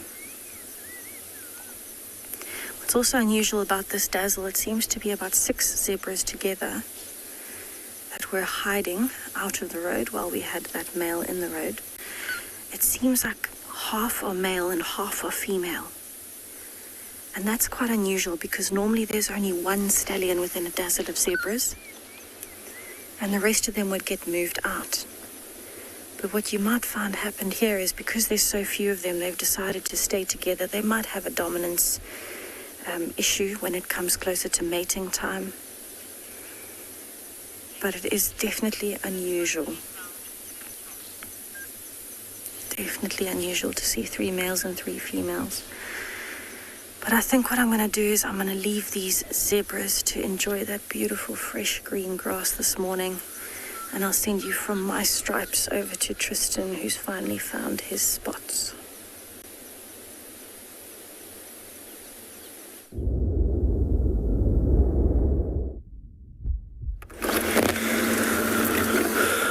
Well, finally, it's only taken, I don't even know how long to find these two, but we've managed to find them. We got some nice tracks and then eventually kind of picked them up. But I thought I'd get a better view from here, but it's not the case, and I can't off-road here, so I'm going to actually just go back and round. They're both lying up here. It looks like Tandy and the cub. We've seen 2 leopards, so I'm going to just double check that it's them quickly. But they've been going up and down all over the place, these two. So it took a while just to kind of figure out exactly where the tracks were going and which way to head. There's Mom. Now, where's the cub gone? I saw him just now. He was lying on a rock as well. So let's just go there. I don't know. There's a herd of elephants around, so he's probably up to no good trying to find the ellies and trying to just kind of watch them and generally play games. There we go, sitting on the rock, which is what we had been hoping for yesterday at First Rock, is that we would find them on the rocks, but they've moved south again all the way to where we are now. And they are kind of surrounded by ellies, so I hope the ellies don't chase them, because where they are is a very difficult area. There's not much I can do because the riverbed itself is still flooded, so we can't go down into the riverbed like we were the other day. And obviously this is a spot that both Tandy and the cub are absolutely loving these days, and it's crazy to think that a few days ago we had Kuchava and her cub on this same very rock. It's a weird kind of thing to have these leopards using the same area. I'm saying it's Tandy, but I didn't even actually check properly. Looks like her though. That skull of her. That find them though. It's been a long few days of just looking at leopard prints in the sand, up, down, all over the place. And we've had so many times where it's been so close to finding them, and we haven't managed to find them. That today it feels good that we've managed to get them, and that they're in a spot where for now they're sitting and we have a really nice view of them. Even though it's quite rocky here, I mean, it's so close to the drainage line that it's probably still quite wet. So not a place that we could move off-road too much. The cub was lying to the bottom right of where she is. There's like a sloped rock, and he was there. I don't know if maybe, like I say, he's moved a little bit to go and see if he can find out what these ellies are up to. We know that he's quite a curious little fella at times and likes to move around and just sort of generally cause trouble, which is pretty typical of most little male cubs. They're all in a very similar boat in terms of their naughtiness. Everybody say it's a beautiful scene or she's a beautiful queen. I didn't hear which one, but either or, they both are aptly applicable to what we see right now. I mean, the fact that they're kind of sitting on this beautiful rock, it's something that, like I say, we don't see a lot of normally here in the Sabi Sands, or this part of the Sabi Sands. There's not a huge amount of rocks. In fact, this Mulawanini system is the only system where we see rocks like this in our traverse. This goes all the way up to First Rock. It's the same little drainage that runs north-south. So we don't see a lot if you know, the rocks, if it's not on these areas, then we don't see them very often on the rocks. So it's always cool to get her, and then she herself is just a beautiful individual. individual. There's the cub now. You see the little face poking out. It's ridiculously cute, that little one, and he's become so chilled. I have thoroughly enjoyed spending quite a bit of time with him of late. You know, prior to the cyclone, we were getting days and days and days with this little guy. We were having the best time watching him and his mom go about their business. But isn't that cool? The two of them sitting on the rock together. Hey guys. Very, very, very cool, in my opinion. You two have given me the runaround. I'm so glad we found the tracks though, and then from there it was just a matter of checking them and following them. So, Fat Cat, you're asking what's the difference between a leopard and a cheetah? Well, quite simply, they have different spot patterns is the easiest way. If you look at them side by side, it's immediately noticeable. One has a solid round spot, so looks like little polka dots on its coat, and the other one has a spot that looks like it's exploded and is popped open, and so it's got this little like caramel middle with these little black markings around it, and those are called rosettes. So one is spotted, one is rosetted. So that's the most immediate difference that you'll notice. The other differences are body structure. Cheetah, tall, long, slender. Leopards, shorter, stockier, more well-built, more muscular. Built for power game rather than the kind of the speed game that cheetah are built for. Now, habitat often is varied, so you find these guys more in dense, thicker areas along drainage lines and riverbeds, whereas you find cheetah more in open clearings a lot of the time. So that kind of is the easiest ways to differentiate between them. The face has also got a really nice difference. If you look at the face, it's on a cheetah, it's got these two black tear marks that run from the eyes down around the nose and down to the muzzle, whereas the leopard, as you can see from this picture, doesn't have that. It lacks those little tear marks. Well, you guys are a sight for sore eyes, I will say that. Can't actually believe that they're here. Sure, rough. Like I say, I think they more than any of the other leopards have given us the most runaround. I mean, we've had tracks for them for 4 drives now, so I was starting to get PTSD from tracking them and then not delivering, and I was thinking that maybe you guys would stop believing that we're actually finding them on foot. So I'm glad that we've actually got a view this morning. It's getting roasting hot, so I doubt that they're going to go anywhere. They both look like their tummies are fairly full. I don't think there's too much movement that's going to take place. You can't sit still, can you? You're going to come and rub up on Mom. Oh, look at that. Isn't that cool?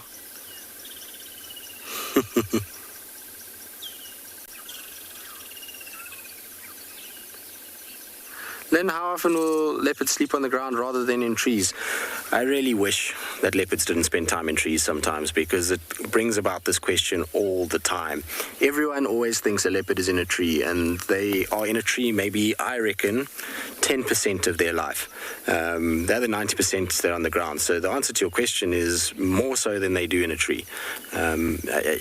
If you watch this show for any extended period of time, you'll notice that our leopard sightings mostly are on the ground. Every now and then we get lucky and we'll have a leopard in a tree, and particularly now because the grass is long and it's summer and it's wet and the leopards are getting up and out of that grass a lot of the time. But for the most part, these guys are spending their time on the ground. They are not animals that are always in the tree. A tree is a safety point, and it is a point to store food in order to eat it at leisure. That is mostly what a tree is for a leopard. It really isn't as arboreal as everybody gives it credit for. They are arboreal cats, and they do climb very well, and they do it, but they're not this cat that just lives in a tree all day long and never does anything else. I wish that they did, because it would make it much easier to find them. We would see them a lot more if they were in trees, as much as everybody believes that they are. All right, I'm going to try go around again. Let's see if we can get a better view from around. it depends where they go. If they stay on the rock, there is actually a little rock shelf that I can follow and maybe get a little bit closer without having to worry too much about a soft area. Like I said, the shelf runs across here somewhere. Let's go forward a little bit. We should. This grass is getting long. A few days ago, you could see here perfectly without even worrying about the grass. It wasn't in any way, shape or form bad, but now, the length of it, it's crazy. You can actually see the little male. When he goes into the grass, he just disappears completely. And there's the good old Tundi smile that he's getting from mom because he's being boisterous. See how he goes into the grass and gone. So yesterday, that's exactly what was happening. All we were getting was him. When I walked into him, was that visual right there, and then just a bounding tail and gone. You won't find them if they don't sit on prominent structure that is above the grass. And these rocks are the perfect example of what prominent structure above the grass looks like. Much, much, much better than, when they're in it itself. And termite mounds, trees, rocks, they're all going to be vitally important over the next 2 months for finding these cats. You're not going to find them really in this long grass unless you spot them on an elevated structure or prominent structure, and then they come down from there. She's very intrigued by something across from her. Shall you say Tundi is your favorite? I think you and many, many, many others, Michelle. I know there's a lot of you that are Tundi fans, and so I can't say that I'm surprised. She is an absolutely exquisite leopardess, very successful. She's got feistiness to her. She's produced a number of beautiful cubs. Obviously Columba being one of them. She's got the most beautiful eyes. Tamba, who just happens to be my favorite male leopard. He's also, if it wasn't for his little ear getting half taken off, he possibly would be the kind of supermodel of the leopard world. Even with his little half ear, which adds a little ruggedness to him, he's still a really good looking cat. So she always produces beautiful cats.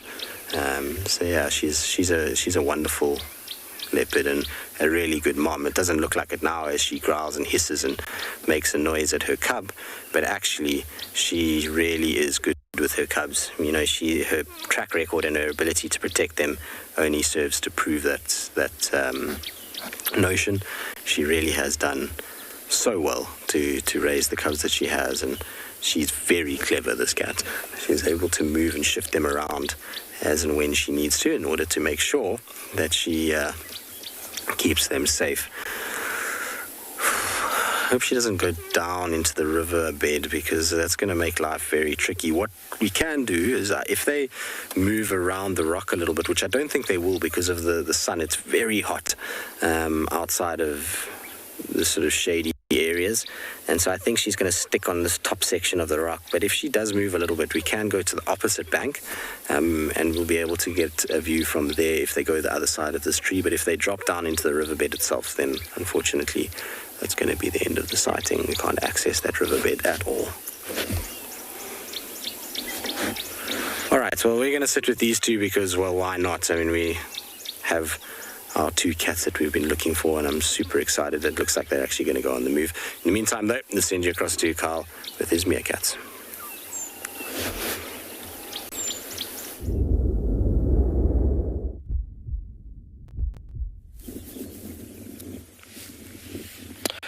Well, a good morning from the Rockstar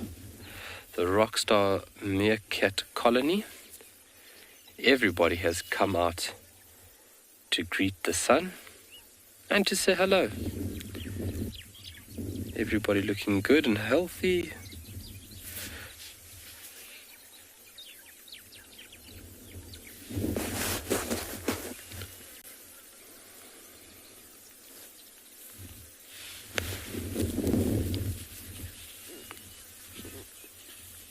And everybody just using high ground through this first period, just to ensure there's nobody here.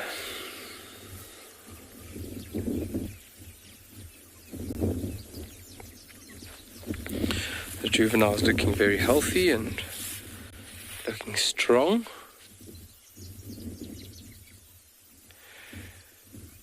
really. No, this is not the largest meerkat group.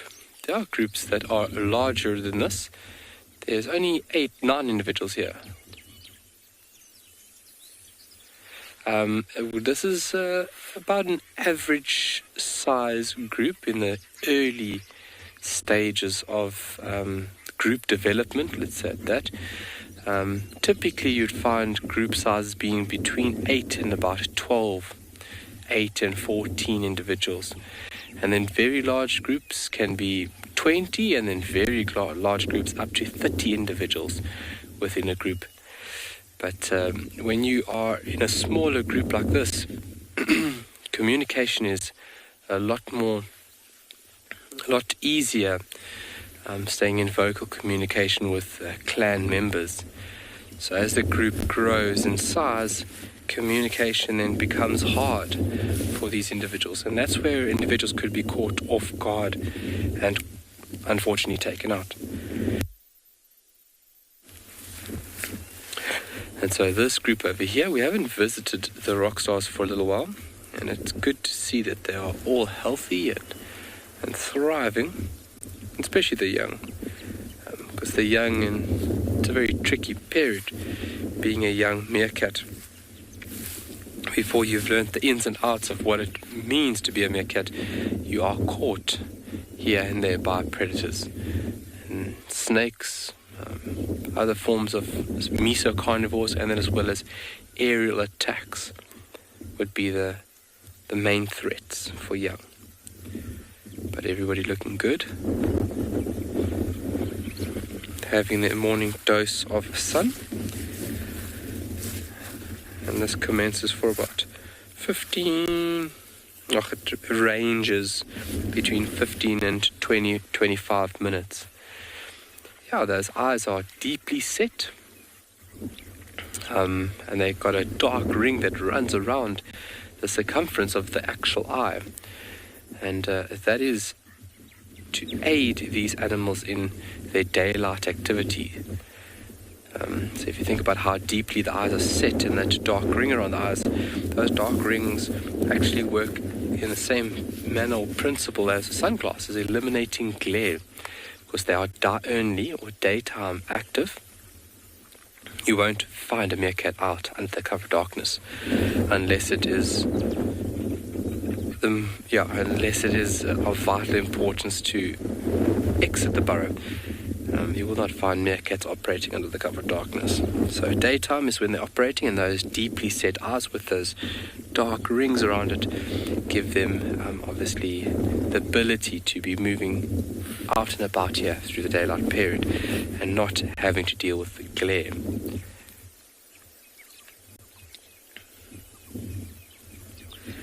And the facial features are very different from individual to individual. Over a period of time, when you start looking at meerkats, especially one specific colony, you can actually recognize individuals from the facial or skull structure. Each individual has its own unique skull structure, and one can start recognizing it. It is very tricky. I sometimes battle even to this day and age. But one can recognize individuals like that. Oh, you're in the firing line there, buddy. So from the activity last night of all the members going down into the burrow, they would have taken quite a lot of soil with them. And now early morning you want to make sure that that soil is removed and that burrow entrance is open and clear of obstructions.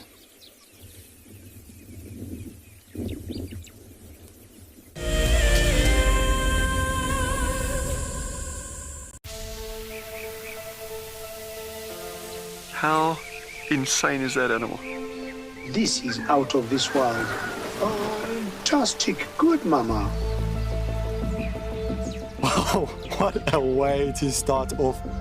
Just such an incredible privilege to be out here. It just keeps on delivering. There you go, there you go. Heart is pumping right now. 3, 2, 1. You are live, you are live. Look at this, everybody. We've got a live kill.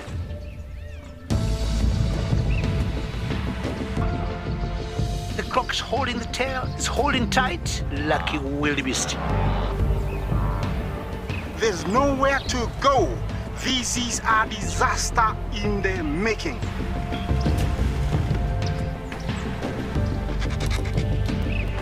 This is the first leucistic zebra I have ever seen in my life. Oh, here comes a lion. Run, little guy. Go on. Something that I have never seen before in my entire life that you are now watching live. My heart is in my mouth, everybody. Look at this. It's gonna make it. It's going, it's going.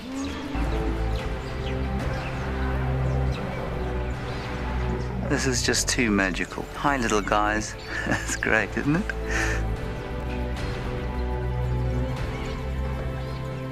Is it just pretended to be dead? That is the coolest thing I've ever seen. Look at that. Scuba Steve has got a friend. You've got a friend in me. It couldn't be a better morning. This is just too special. Oh my goodness, we've got a turtle. How epic is the fact that we're coming to you live on the Chobe River? It's the most incredible feeling to be here. This is live and we're in Rwanda. This is a very, very different adventure, charged with emotion. Look at that little zebra about to be born. There's the head. Oh, you clever mare. Well done. I did not think I would ever face my fears like this.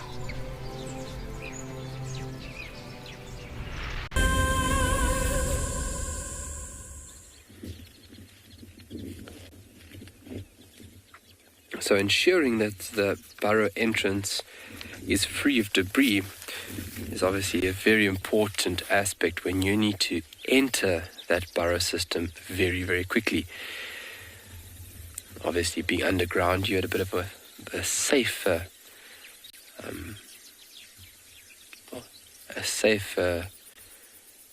you had more of a safer environment underground, because there's not a lot of things that will follow Meerkat into those burrow systems.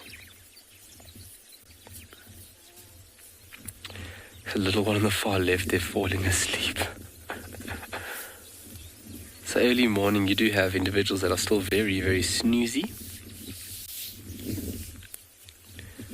And you can see from the body posture and activity that some of them actually do nod off. I've actually found a few of them nodding off and actually falling forwards and tumbling down.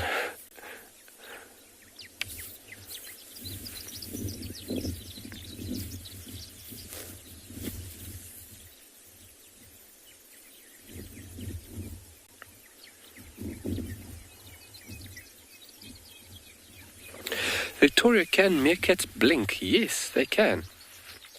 And if Craig can get us nice and close, I think we are a little bit too far. But if you see, let's just see if we can see here quickly. They've actually got a specialized membrane called the nectating membrane. So obviously blinking is a very important function to remove debris from the eye, but then also protecting the eye itself. But the nectating membrane is almost like a membrane or a lid or a layer that is an extra form of protection. So yes, they can blink, and that nectating membrane will then be seen across the eye.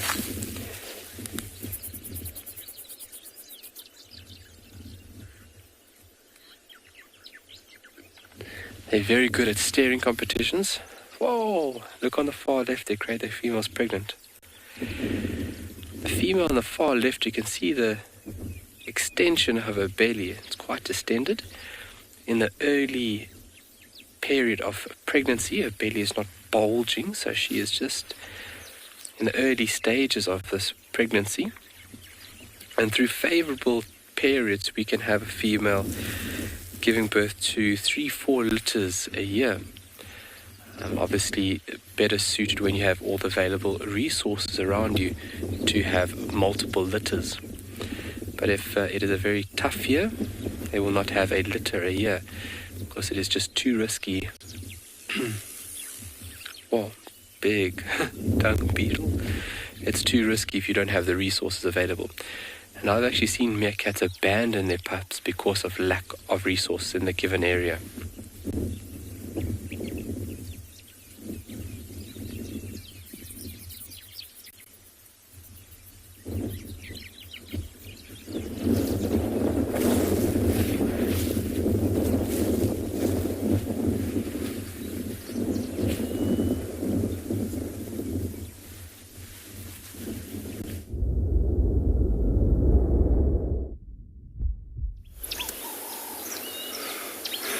Well, we've managed to somehow scrounge out a view of these cats in amongst the undergrowth.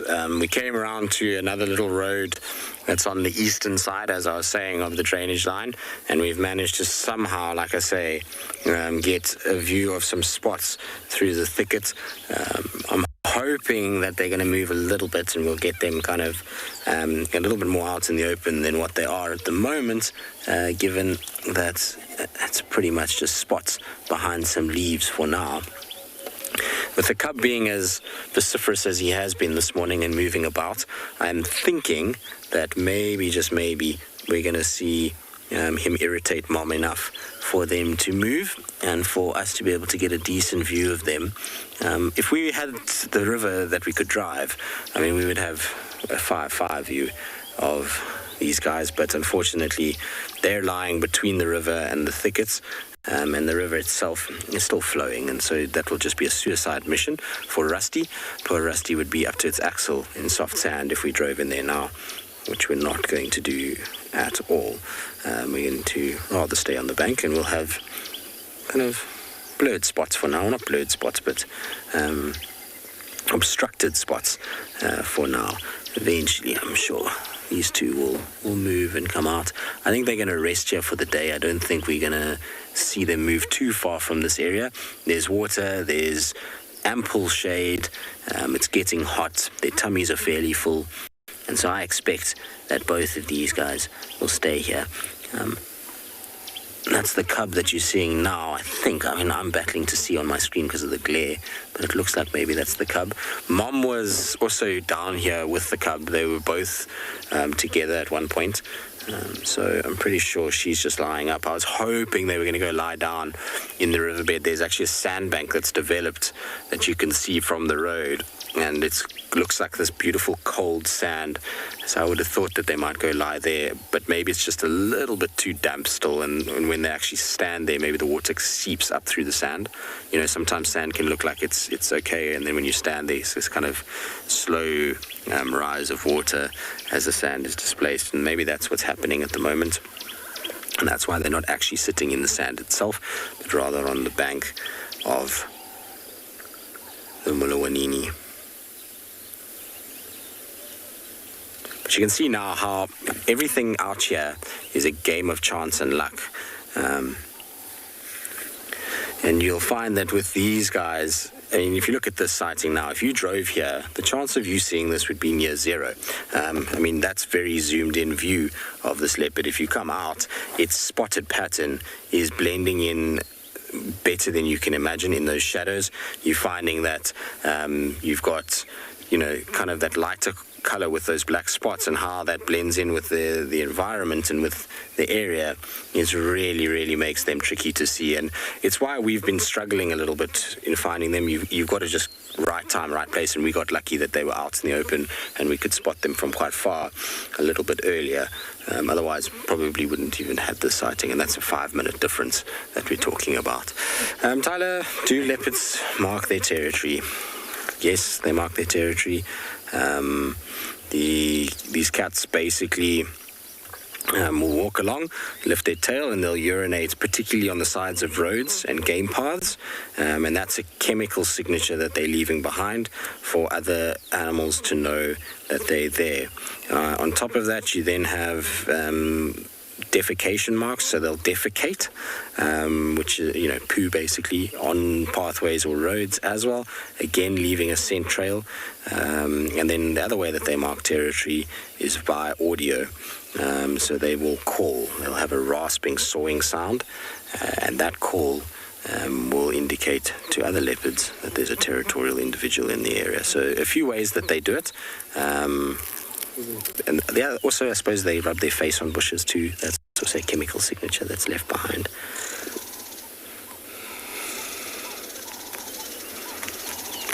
You can hear there's a little, I think it's a little long-billed crombec that's alarm calling at this guy at the moment.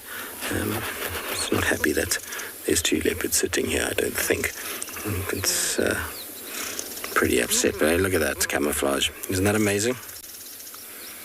I always think it's incredible to see how well camouflaged these guys are.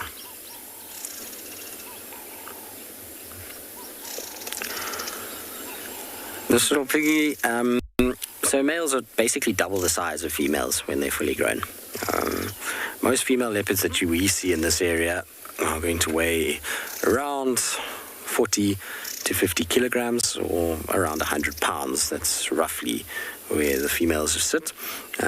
Whereas the males, they can get as much as 95, 97 kilograms, over 100 sometimes. So they pretty much double what the females are in weight. In terms of actual size and measurements of their bodies, they will be considerably larger. I would say at least 40% larger in terms of their sort of height, head size, length. They're much bigger animals in general. So you can see with this little one, he's already the same size of mom, and he's not even a year old yet. So he's still got lots of growing to do, but yet he's almost the same size as her in her adult form. They really do get a lot bigger. Their size is quite something when you actually see them as fully grown big adults next to females. It's very difficult to give people a sense of size until you actually see the differences between them. I remember the one day I actually had Anderson, and yes, Anderson was one of those kind of 1%ers, if you want to call it that. It was this leopard that was able to grow much larger than some of the other leopards in the area. And I had him mating with Moya once, which is a female from the southwest. And he was sitting down in the drainage line, and she was walking past him, and the top of his head when he was sitting was the same height as her walking. So that gives you an idea just how much bigger he was than her. It looked actually weird. It looked like this monster next to this tiny little female, and even when they mated, he kind of just dwarfed her in so many ways. So the males are a lot bigger, and the kind of bulk of them is also quite something. So we have that to look forward to with this little fella. I think he's going to be a big boy. He's got nice big feet. His tracks are already way bigger than his mom's. You can tell them quite clearly apart already. He's a much bigger, rounder track than what she's got. And even Kuchava, his track, her little son, his track is also nice and big already. So big feet, big ears, often they grow into it. We think that he is from the Mulawati lineage, which is not a small leopard either. I haven't spent a lot of time with Mulawati, but I have seen him enough to know that he's not tiny. He's a fairly decent sized individual, and so he will have passed on some good genetics. And Tandy always produces beautiful boys, very stocky often in her lineage. So I'm sure he will be an absolute showstopper. He's already relaxed a lot more, so wherever he goes, they're going to inherit a really good leopard. I really don't think we're going to see, these young boys spending much time in the areas that we traverse. They might distribute into somewhere where we see them a little bit more, but chances are that they're going to, by the time they reach 2.5, 3.5, I think we're going to see them moving on. Thankfully, that's only, in a year and a bit's time for pretty much all of our young boys that are around at the moment. Sabui's little male, and this one and Kuchava, they all kind of got a fair amount of time left still in the area. I'm hoping one of the young boys ends up coming onto Juma. Nice when we have one close to camp. Becky, so the most that I know of is 4, but on average 2. The most I've ever seen myself with a leopard is 3. So I've seen photos of leopards with 4 in the wild. So we're not talking about any sort of captivity or breeding program, because sometimes that can be influenced by hormones and all kinds of things. But 4 in the wild is the most that I've ever seen photographic evidence of. But first-hand, 3. I think there was a report, actually, I might, hang on a second. I remember having a conversation with somebody at the end of, was it last year or middle of last year, where they said that they had photos of a leopardess with 5. But I don't think I saw those photos. I can't remember now, actually. But I've definitely seen of 4, which is amazing. Imagine that poor leopardess to have to raise 4 cubs. It must be an absolute nightmare. Also, from a food point of view, it would be, if she has 4 boys, just can you imagine this? 4 males. By the time they reach a year old, she's basically feeding 4 adult female leopards, which is a serious amount of food. It is no joke to find that much food. And, that would just become near impossible, I think. That's why we often find that, leopards litters of that size don't really do well. I haven't seen a female raise more than two independents in quite a while. It does happen, but it's been a while since I've seen it, and personally haven't actually seen it happen at all, where all 3 have made it to independence. I'm hoping when Tlalamba has her little ones that maybe we can get a little 3 prize from Tlalamba. That'll be nice. But I reckon her first litter is only going to be 1. I have this feeling. Maybe it'll be 2, I don't know. But I'm going to hedge my bet on just 1 to start with. But I think she's going to be a good mom. I think Tlalamba's going to be just like her mom. She's going to be sneaky. She's going to understand the value of keeping her cub hidden. She's going to be able to figure out a way to move him around or her around. I think she's going to do really well. And she's laying some really good foundation work at the moment, is little Tlalamba. She has moved her way around all over the place. She's sent marks everywhere. She's definitely carved out a beautiful little territory for herself that seemingly no other leopards are even rivaling or challenging her with. And that's why, I think she'll be successful. It's just going to really depend on the boys as to what happens. Is Tingana going to stick around for much longer? Mulawati, does Ntlangula come further south? This young male that's hanging around Buffelshoek, does he start to become a feature of the landscape? Do we see Hukumuri coming back? These are all kind of things that can happen. Does a new male arrive? We often see it.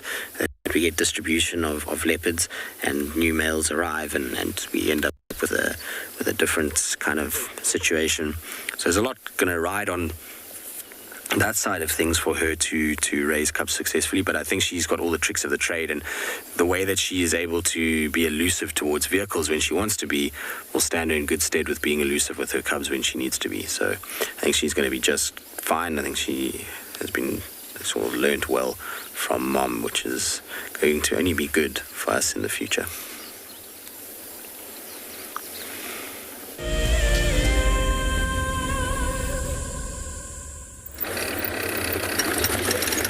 Yes, well, once again, well done, Tristan. You were determined the last couple of days, and you have found them. So well done for doing that. So we've moved out of the area of the lions because, well, we couldn't see them from the road, so we'll come back later. I know exactly where they are. They're sleeping in the shade. Well, we assume they are sleeping. We're going to come up towards the north and the west towards where we were originally headed to follow up on the activities of the Telemati Pride from last night.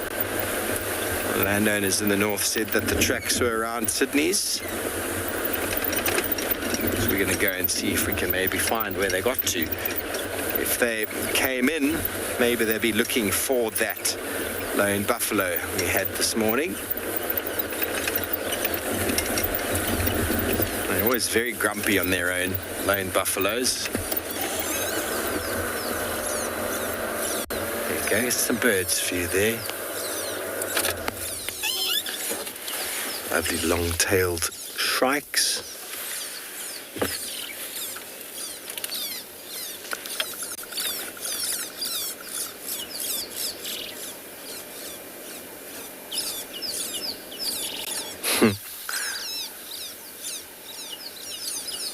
Might be some alates emerging from this termite mound.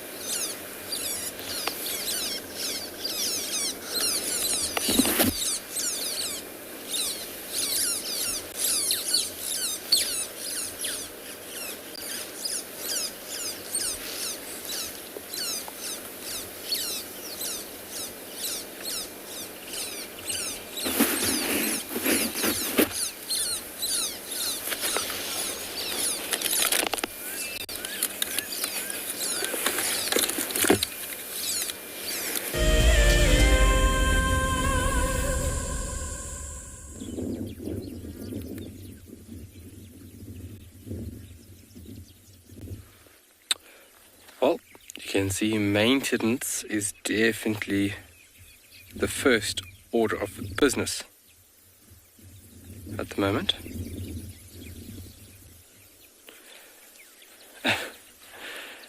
And the one on the right is actually digging and displacing soil straight back into the hole, but then right over another meerkat that's at the burrow entrance.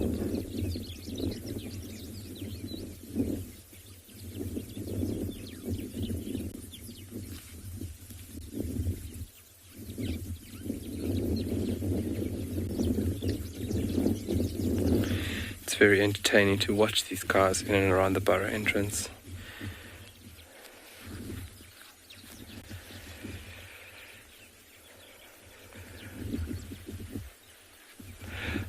Antoinette, very, very good question. What does it mean when a meerkats forage? So forage is a word we would use to describe or explain when an animal is out looking for food, when it's out busy scratching around, turning rocks, looking in the ground, looking under logs, when it is busy looking for food over a certain period of time, when the animal is foraging. So these meerkats will go foraging in the next 10 or 15 minutes, and they will be foraging throughout the whole day. And they'll be foraging, looking for insects, so little beetles, the larvae of beetles, you name it, termites. They eat a variety of tiny little insects that they will unearth with their long claws and very good ability of digging. They really have a remarkable ability for digging. So meerkats forage throughout the day, and you would find that in winter it is also a very, very hard and tedious job. I mean, as you consume a prey item, then you need to start digging for the next prey item. And using their noses, they've got a very acute sense of smell that guides them to where these prey items are within the soil.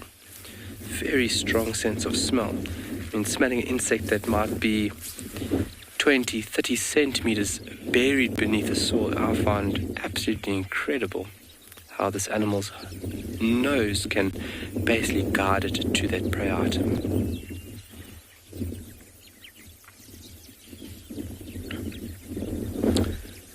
See, they're watching the birds fly overhead and recognizing which birds are threats and which are not.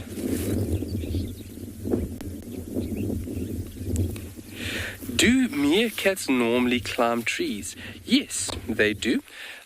Shortish trees they would climb up into to gain a bit of height in order to search for a potential threat.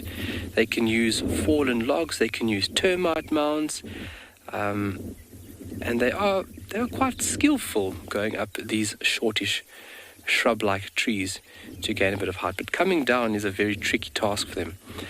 Obviously, the way their claws are designed they are fixed on the front of their digits. So going up, the claws can aid them in a bit of climbing into these higher points. But coming down, the claws would be a hindrance or an obstacle for these little animals. And I've had many a good laugh. Unfortunately for the meerkat, might sound a little bit harsh, but I've had many a good laugh of watching a meerkat come down from a high point. And you'd find that getting a bit of height advantage, and especially through a period now, is very, very important. Because a meerkat is not a very tall animal, and you can see it using its tail, standing on its hind legs, and using its tail to balance itself. So almost standing upright like us. And that gives it a little bit of a height advantage. But if you can increase the height to scan much, much further, that is a very, very, very big advantage in order to see an African wildcat or a bird of prey. We are going to be moving off now. You can see two individuals have moved off to the right-hand side, and this is where this colony will start off now for their days of foraging. And they might return to this burrow this afternoon, or the alpha female might decide to take them to another beautiful, humble abode. They have been here for the past few days. I can see from the extensive excavation that has taken place here that they have been using this burrow for the past couple of days. But then they can change it from a day-to-day basis, and then they will be locked to a burrow if they have pups, just like the Makalo group. They are locked at that burrow system, which we refer to as kotoko, and they will not move out of that burrow system now for about 3 weeks. So it makes it really easy for us to find them, but it's a very, very safe haven for those new little individuals. And off we go. You can see as they run, as they go onto their all fours, the tail is then vertically erect, and that tail is used as a beacon. So you can see where your group members are through this very, very thick ground cover. I mean, look how they disappear. Look at that. Wow. So definitely a big advantage to keep them concealed, but also it is a very, very dangerous thing right now, because a small predator could also be hiding in this growth and could quickly grab hold of one of these little meerkats. But vigilance is key here, and look at that. They absolutely get lost in the sea of grass. All right, they have moved off. We're going to send you off to Tristan, and we will see you guys back this side.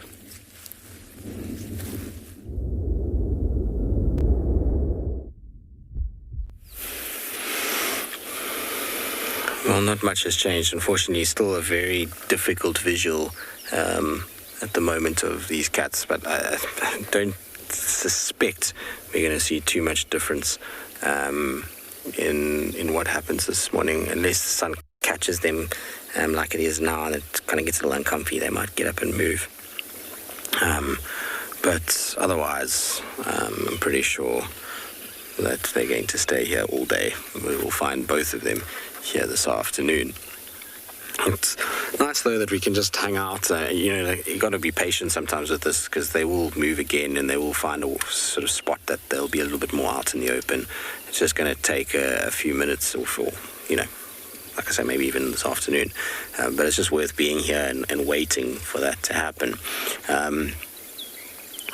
For now though, I suspect that going to find is the little boy has decided he's going to nap. But if he wakes up, that's going to trigger Tundi probably to be, again, quite grumpy and snarl and hissy, and she'll move maybe to go and lie in her own little spot. Often with her, she kind of puts a little bit of distance between her and the cub, so she'll go and lie 20 meters away, 30 meters away, and he'll eventually get bored and then goes and irritates her, then she gets up and moves again, and that's pretty much how it goes most of the day. And so the chance of them coming out into the open is not bad. We might get a fairly decent look at them at some point. I mean, it's not like we didn't just now. We'll just sit here and enjoy it. It was also nice because there's birds along this little drainage line. I've been thoroughly enjoying a long-billed crombeck that's been bouncing around all over the place. There was a kingfisher that flew past just now. There's lots to look at besides a few spots hidden in a very, very dense, thick area.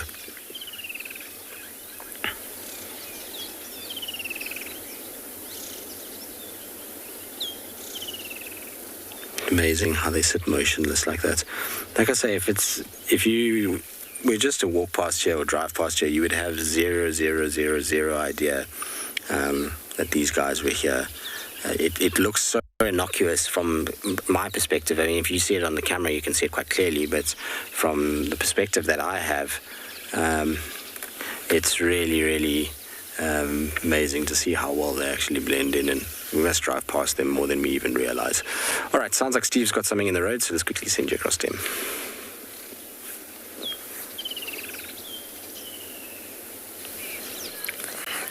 Well, thanks, Tristan. Well done indeed. We have tracked down the hardest animal to find at the water, a buffalo bull. See, the hippo laughed at that joke. Hippos here as well. But the buffalo, quite often what happens with buffalo, if they are threatened or chased by lions, they often go into water. It is one of their sort of fail-safes. If they're injured, something they do as well, they go into the water. Obviously, you need to have a very big crocodile around to sort out a big buffalo bull like that. And I'm not certain this is the same fellow we saw earlier this morning. He doesn't look injured in any way, but maybe he's just trying to cool off. But one of the landowners did have tracks of the telemates in this area this morning, and we were on our way here to follow up when those guinea fowl got our attention. Then we spent time with the guinea fowl, and then the tracks that Tristan had piqued our interests, because Nkuhuma pride on Juma is always something I love to follow up on. So we're just going to come and give Johan a bit of a hand in the area and see if we can find out where the telemates went to, because they were in this area around the boundary. Just going to scratch around, see if we can maybe find out if they did go into Manuleti, or maybe they did indeed cross into Juma at one point. Just going to have to go and find the last place of the tracks.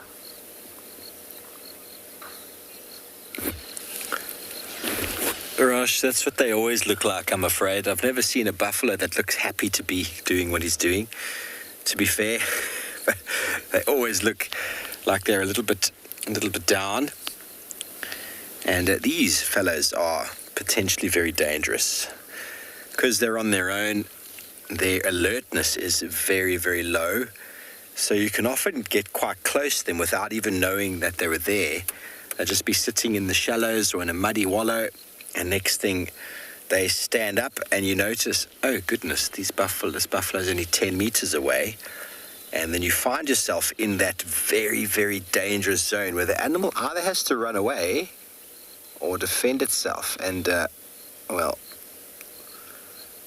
they are very good at defending themselves. They're a very heavy animal, weighing in the region of 750 to 1,000 kilograms. So that's 1,500 pounds, close to 2,000 pounds at its heaviest. And they're very quick. Those horns on top of the head are not for show.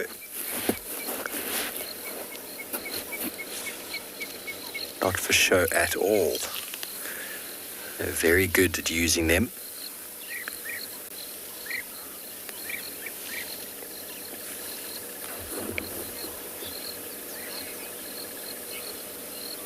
Well, I'm sure he's admiring his reflection. I'm sure he is. We got a nice reflection of him from this angle. But I think he was probably with that other bull, and the telemates probably gave him a hard time, and maybe there's a third one just on the Manuleti side, and maybe the lions are actually eating another one. You find these older bulls, they get sort of, eventually they lose interest of the herd. There's so much jostling and ego and testosterone in a buffalo breeding herd that you get these older fellows that eventually they retire. You often find them in small groups, 5 to 10. Eventually, one by one, the lions pick them off. Eventually you get them on their own, and that's why they're always so grumpy and so jittery, so frightable.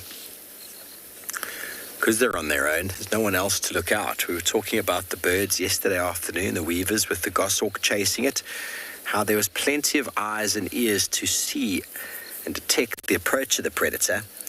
These buffalo, they actually eventually fall asleep, and then they suddenly realize too late there is a predator nearby.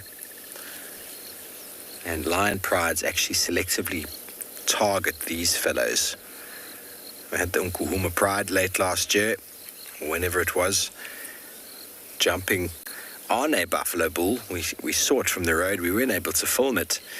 And he made bellows and cries, and his friend came to help him, which was quite sad, actually, quite noble, to be honest. And the guy who was being helped managed to get the lions off him, and then the lions took his friend, the guy who came to help him. So don't let that be a lesson in life, that don't help your friends. We should always help our friends. That buffalo died being noble and forthright and sticking up for his buddy. Unfortunately, it wasn't his day. Prides we find in these areas are very good buffalo hunters. It's the cohesiveness of a herd that actually makes it difficult for lions to hunt. But when they're on their own, although they are pretty quick, it's not hard for lions to catch up with them and surround them, especially with their tendency to stick to and stay quite close to water. That's why one of the buffalo strategies is to go into the water in hopes the lions won't follow. Let's see if he's got any injuries. It doesn't seem to have. Oh, he's got a bit of an injury on his shoulder. I mean, buffalo cows certainly do have a hierarchy. You get the sort of matriarchy sort of society in the buffalo herd, and the females, the lead females, are the ones who lead the way, and everybody follows them, and the low-ranking females and older females all hang at the back. You see his shoulder there. Got a bit of a wound on the shoulder, but I don't think that's from a lion.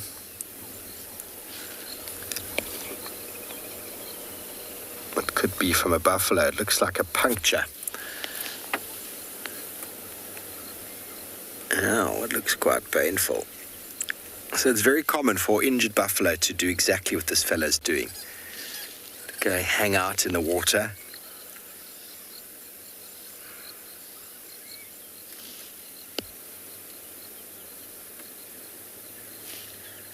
And an injured buffalo is even more dangerous, potentially dangerous, than just an individual old grumpy fellow.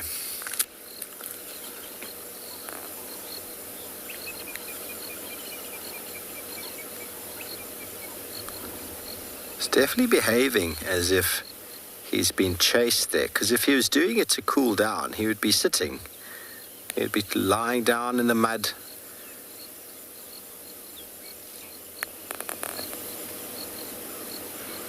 His mouth looks a bit injured as well.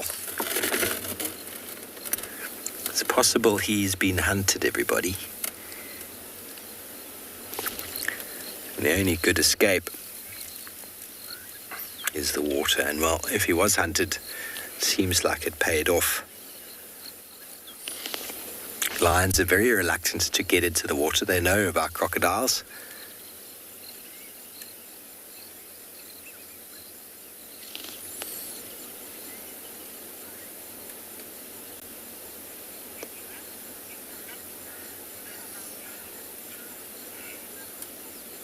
Okay, very good. Well, we're going to carry on, move around, see if we can find out where these lions have gotten to, but someone has found you some more cats.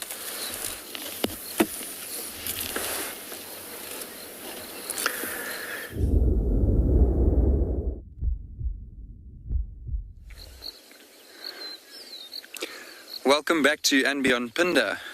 We have managed to find a big pile of spots.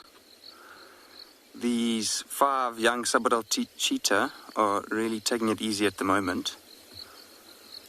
You'll see that the only movement we're really getting is the flick of a tail, and every now and then one of them will lift its head up. With cheetah, it's a good idea for at least one of the group to keep a lookout for big other dangerous predators that could be around. they are kind of at the lower end of the predator hierarchy, so they do always have to make sure that they're being vigilant.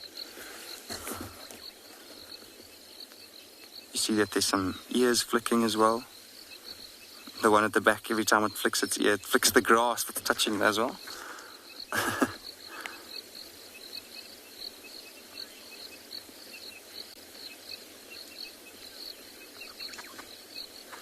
Mali, it's also very good old cheetah again. I'm sure those of you who watch the show regularly would have seen these cheetah here at Pinda before. It's an amazing story. It's really, really special. That a sad story in a way in terms of them having lost their mother, but it's really special that they are doing so well and are coping out here in the wild. So cheetah at their age are usually still living with their mother and are really dependent on her. So they're still younger than a year old, and at this age they'd only really start participating in hunts with their mom. But from my experience, it's at this age that they don't really actually add much to any hunt. They're still quite inexperienced, so they seem to make a lot of mistakes. So they might try and charge too early, don't stalk for long enough to catch the animal. So it's really special. I think with 5 of them together, it does help. If there were less of them, I think it would be a bit more difficult for them to be able to survive on their own. And then by the time they get to about a year and a half old is when their mother would actually leave them. So they've still got about 7 months to go before that age would have come about, where they'd probably be experienced enough to survive on their own. And it is quite an unusual mixture because there's males and females. I think there's 2 males and 3 females. So it's likely that the females will break off at some point, probably when they get to about a year and a half old. And females will live on their own for the majority of their lives. The only time that they'll be with another cheetah, the only time that they would be with other cheetahs is when they are with young or mating with a male, which is actually very, very rarely seen. I don't think it's ever been caught on film before. So we're going to send you over to Carl, who has something pretty to show you.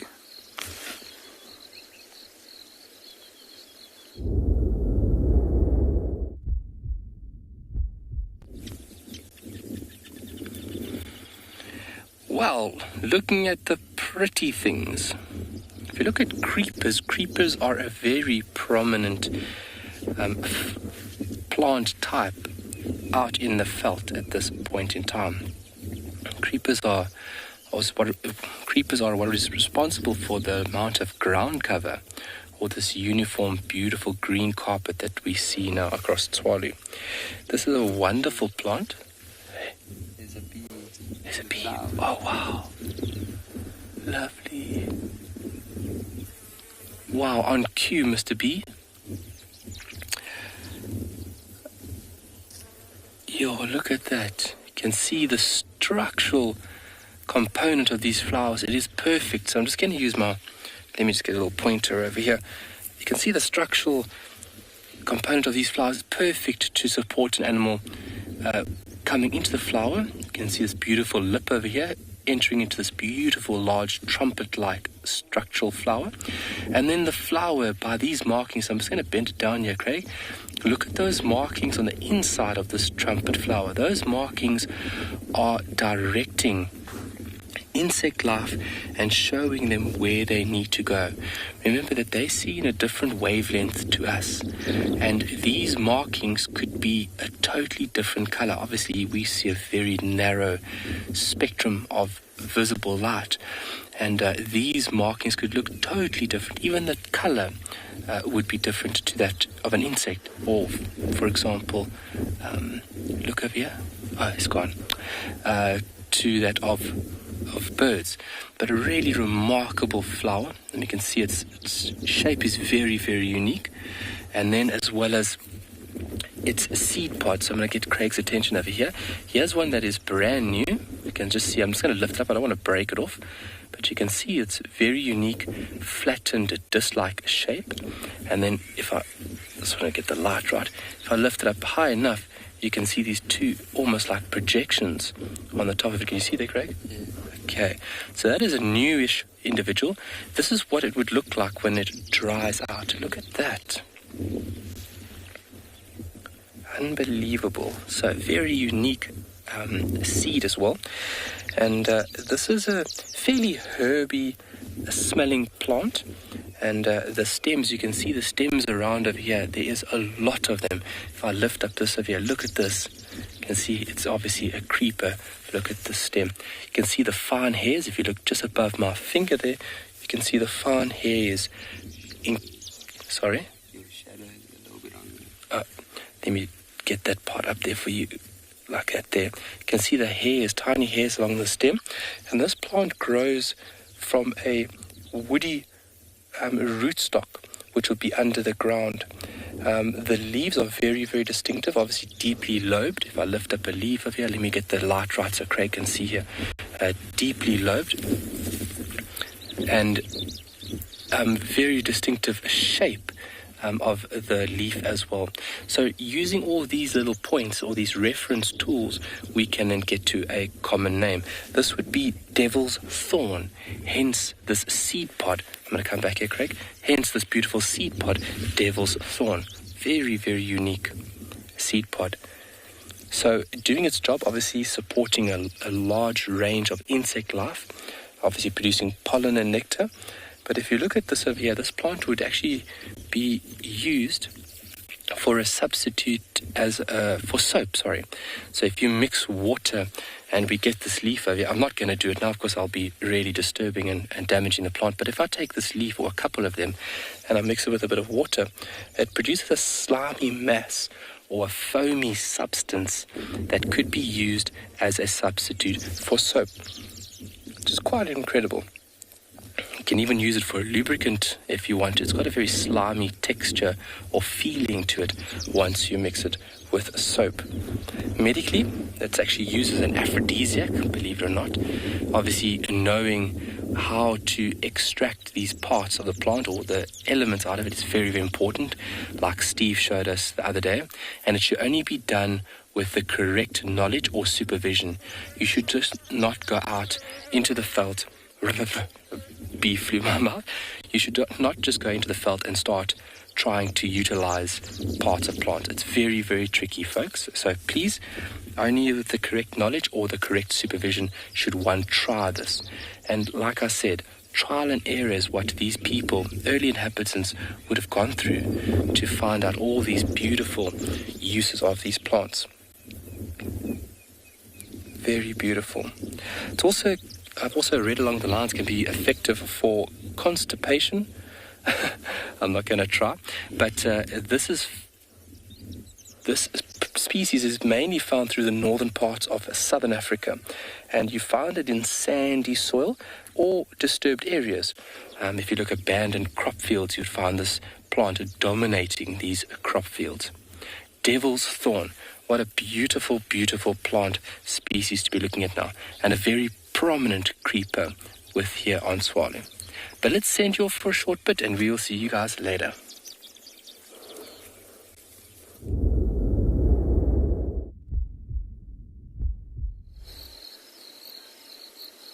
Welcome back, and not much has changed since you've been away.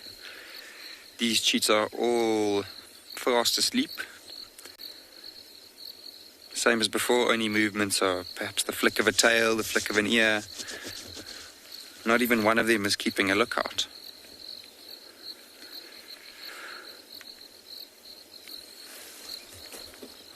It's really, really interesting to watch so many cheetah together.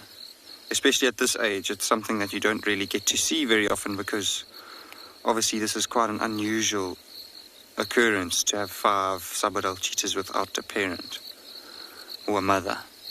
Fathers or male cheetah never really, well, they don't ever take any part in cubs. Once they've mated with the female, they'll be out of there and minding their own business again. So to see males and females together like this is really, really special.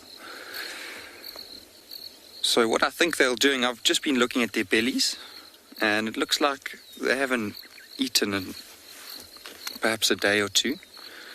So they can go for a few days, up to a week, without eating. Obviously, after a week they'd become really, really desperate. It's better for them if they eat once every 2 days or so.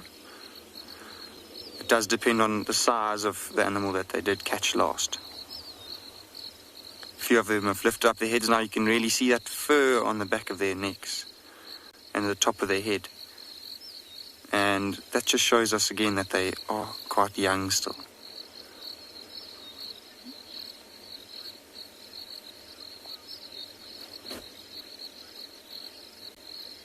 Striped Horse has asked how fast can these young cheetahs run.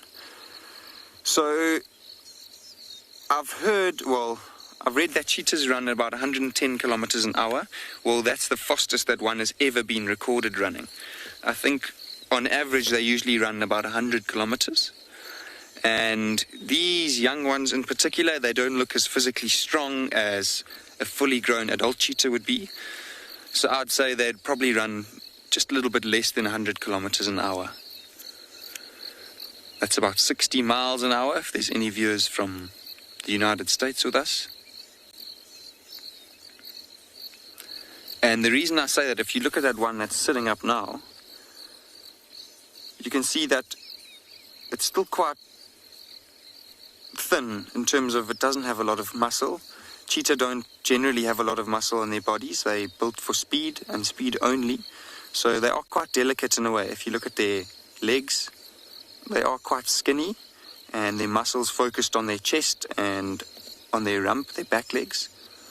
And that just helps propel them. You can really see now that skinny belly.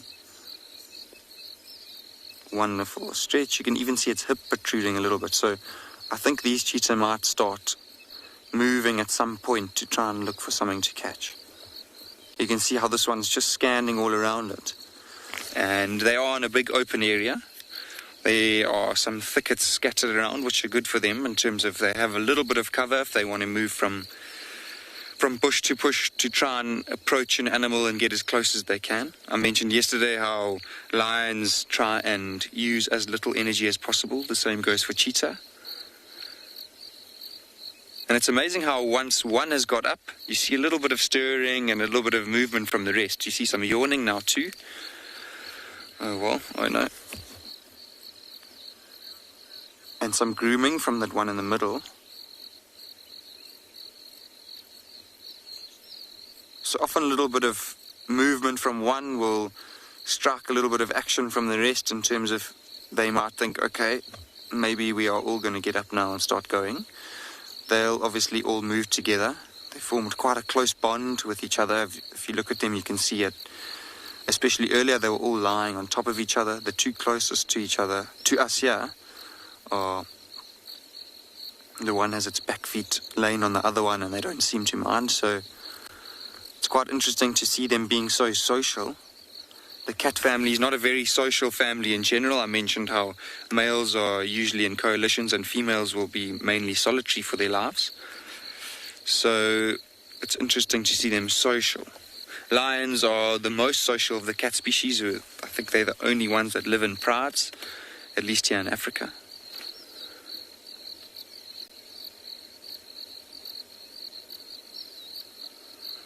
And cheetah, it's important for them to stay clean.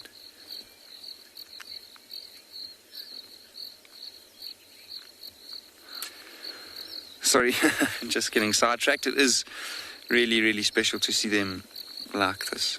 Susie, they do have a very strong bond. And like I mentioned, with them lying close to each other, it's just proof of that. That one at the end, you can see them whipping up their tails now too.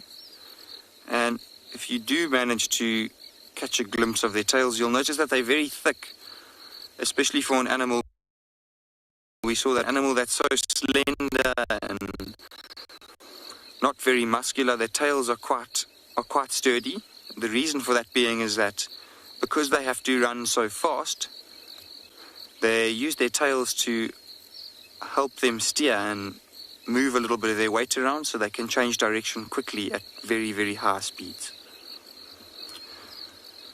Glenn and I are going to wait here for a little longer and see what these cheetah get up to. We're hoping that they hopefully get up soon and start moving.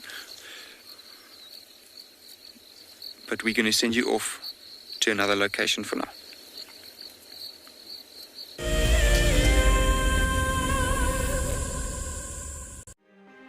For the month of January 2021, we are offering a chance to win a unique WildEarth expedition to the magnificent Tswalu Kalahari.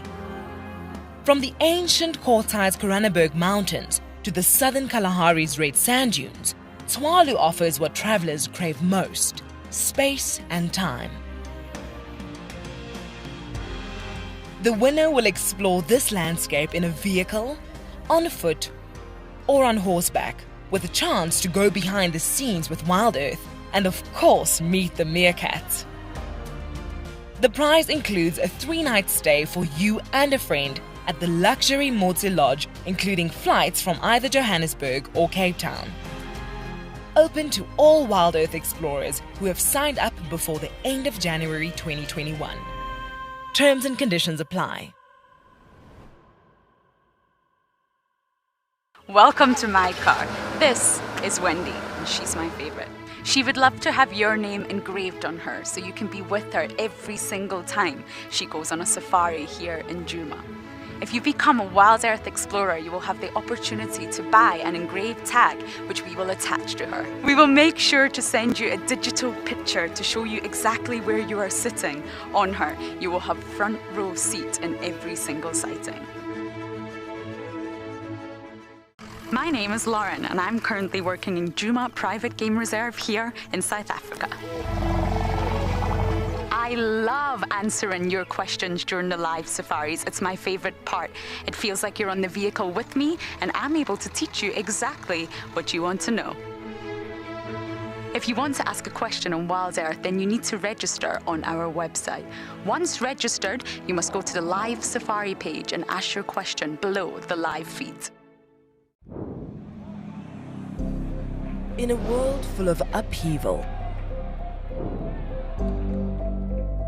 we all need a quiet and safe space to breathe. A place where anxiety and stress don't exist. A place where life carries on as normal. Escape to nature with WildEarth.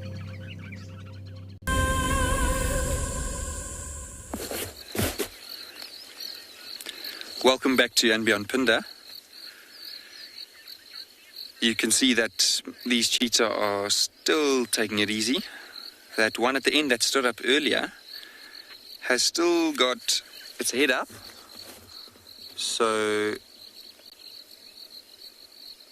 hopefully something will happen soon. But I definitely can't promise anything. You can see on the back of its ears it's quite dark.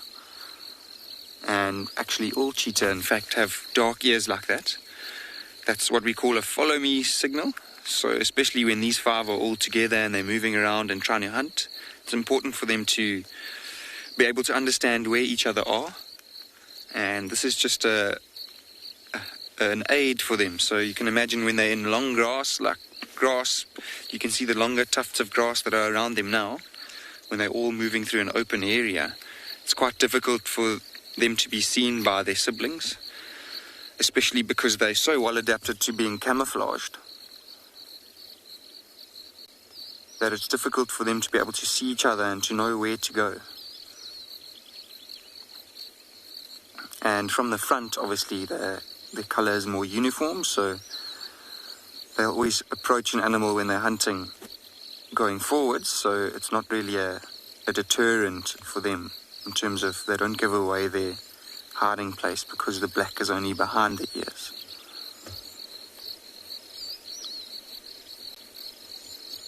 It's always interesting to watch these 5 when they are on the move. I've seen them before. I mentioned how they are quite inexperienced. So it's interesting to watch how they've developed as they've grown up in terms of learning how to behave when they are hunting together.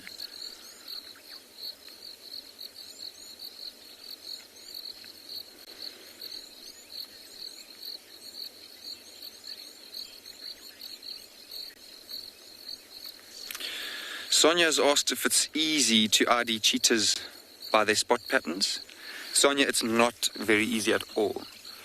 So things we would look out for are the spots, it's a pity they're all looking away, are the spots just behind their nostrils, or just below their nostrils. But you could look at any spots that, anywhere on their body actually. Every cheetah is different in terms of their spots are like our fingerprints are, they're unique to everyone. Even the stripes on the bottom of their tail there'll be a different amount of them. So if you're just able to pick a place on any cheetah, usually we use the face though, just because it's the easiest way to do it. But yes, Sonia, quite difficult.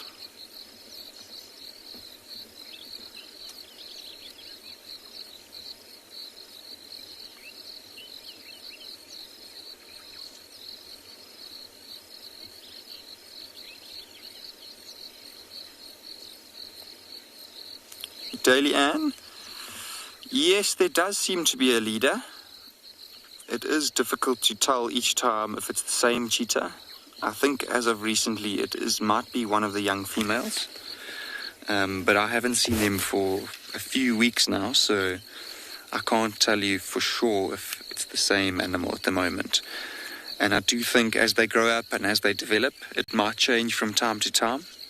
And I mentioned earlier how they will probably split up as they get to about 1.5 years old. The females will have to move off on their own, and the males will form a coalition.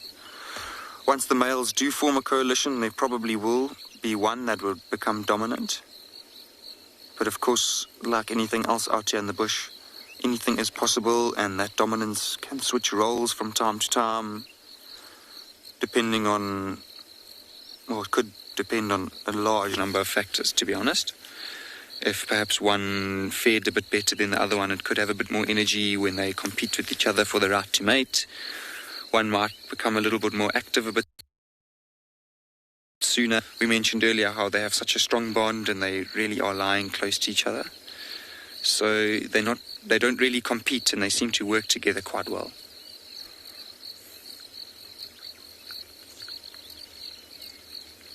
You can see how they are alert to any sort of sound that happens around them. There's just a vehicle that drove past now, and now all 5 of them have their heads up just to investigate what it is.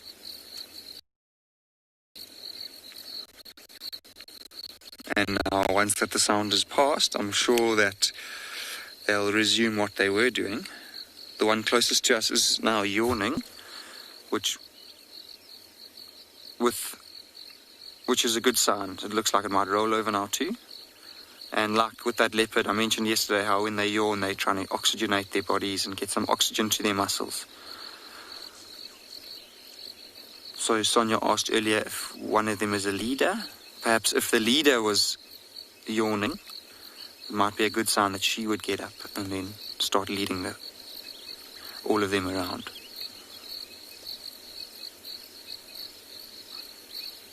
It would be interesting to see, though, when it does happen, how one of them might spark a little bit of movement from the rest of the group.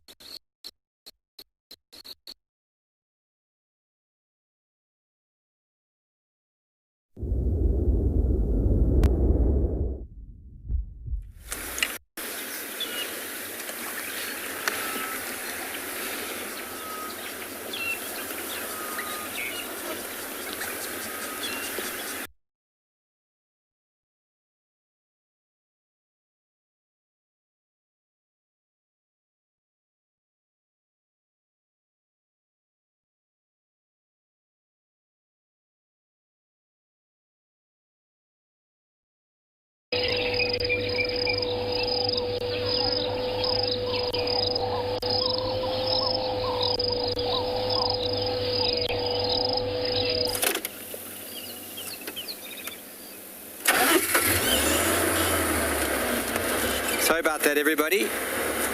Technical issues coming to you from the wilderness. We find ourselves in a low signal area to get track to Manuletti.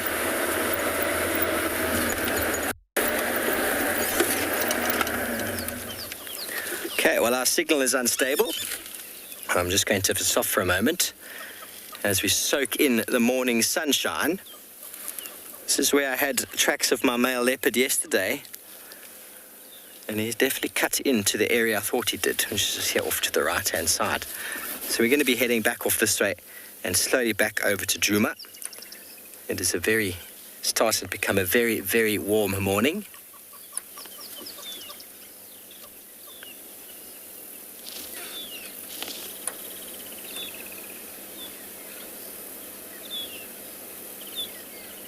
Very warm morning. It is nice when the wind is moving across the body, but unfortunately stopping in the sun makes it rather warm, don't you think, Paul?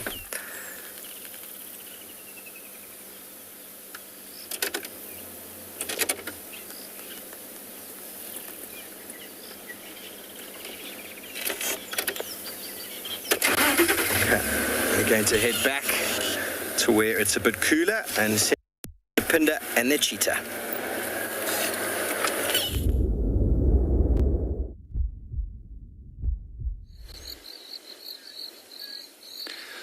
Welcome back, everyone. So one of the cheetah has got up and it is now again laying down. It's the one on the extreme right at the moment. And it's just kind of cuddled up to the one that got up earlier. Then the one closest to us on the left is still grooming itself. There's some tails flicking, so we really, really are hoping for at least some movement. That would be amazing right now. But for the moment, it is always special to sit with 5 cheetah. I don't think it's something that's seen very often, so I definitely am very happy to just spend some time with these 5 siblings. Something to look out for here, as you can see that the difference in color between the top of their bodies and below. You see below they are a more stark or a brighter white color. I don't really know what the reason for that would be, but I think an explanation for a darker color on top would just be for camouflage purposes. We spoke about the backs of their ears earlier. And when they are hunting, the underneath of their bodies would basically never ever be visible. Especially when they try and crouch down low and get low in the grass to get as close up to an animal as they can.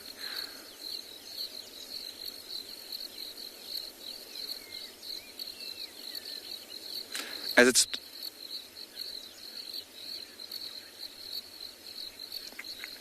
Victor has asked how long they'll have a collar on for. Good question, Victor. So here, obviously, it's lovely to see animals without collars on. But for the purposes of these 5 cheetah, it's important for us to be able to monitor them very closely because they're still so young and inexperienced. We like to be able to find them when we really have to. In terms of game drives, we don't use the collars to find them at all. We try and do it the old-fashioned way in terms of tracking them down. But it's the habitat team here on the reserve that uses the collar. And what they do is when they need to just have a check-up on them, they can always find them. It's just for the safety of these 5 animals. And because cheetah are such high-profile animals here on the reserve, that's the reason why we do put a collar on a couple of them. The reason they are such high-profile animals is because they are extremely endangered.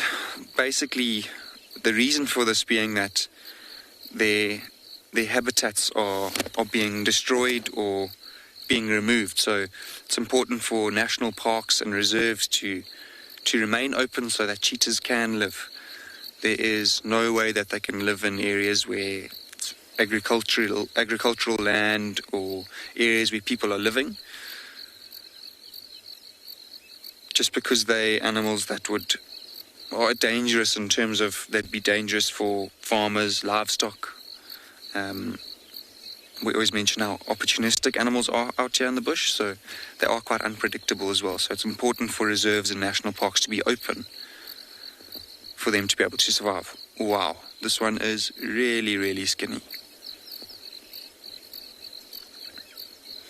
You can see how as it's starting to get warmer now, they probably are trying to make their way into the shade. Nina has asked what's the biggest prey that a cheetah can take down.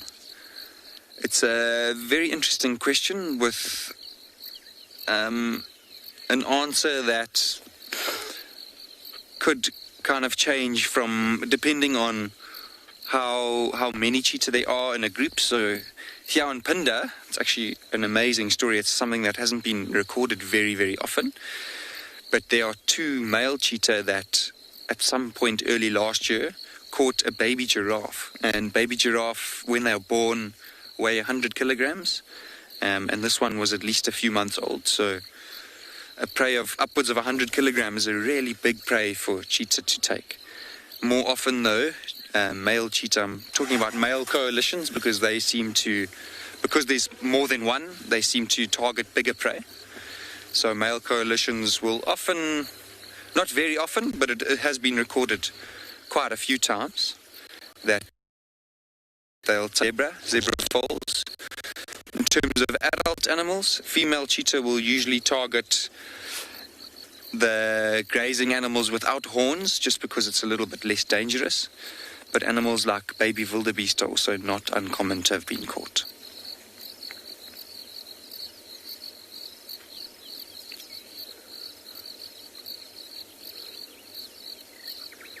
You can see now the light is starting to get a bit brighter. It's starting to get a bit hotter here at Pinda. It's quite overcast though at the moment, so it's not uncomfortable for them just yet. I think if there was a bit of, or if it was clear sun at the moment, we wouldn't find them out in the open like this. They'd probably be all inside a thicket or under that tree just to their left.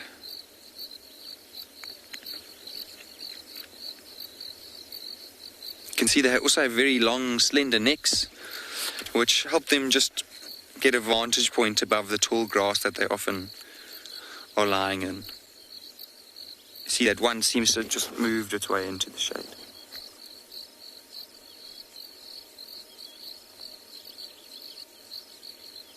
You'll notice that their whiskers are also relatively short compared to an animal like a leopard.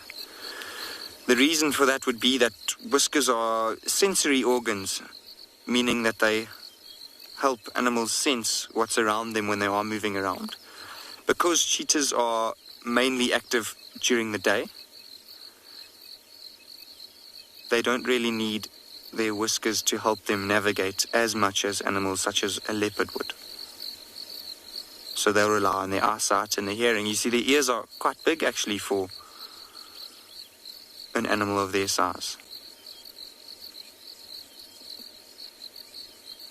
Well, let's hope that these cheetah, now that a few of them are sitting up, are able to spot something. Maybe they'll go lie in the shade. But we are going to send you over to Tristan, who is with a leopard.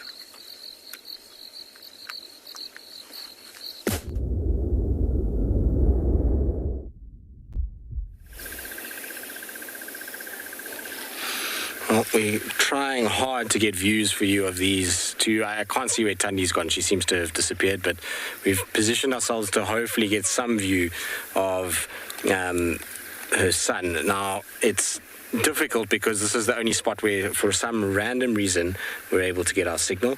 So there's a little bit of a branch in front of his face. I do apologize. But I've had the funniest time watching him. He's such a clown, this cat. He was, just now you wouldn't have heard it, but when you came to us earlier and we lost our feed, he was lying in the sand of the river, but his paws were in the water and his face was in the water too, and he was kind of sleeping with his muzzle in the water. And then he decided, no, wait, this is not actually ideal.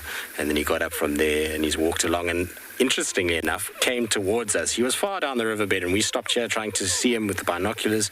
And he was like, no, I'll come and visit you guys. And he's just walked all the way up. I think it's because Tandi left without us even noticing.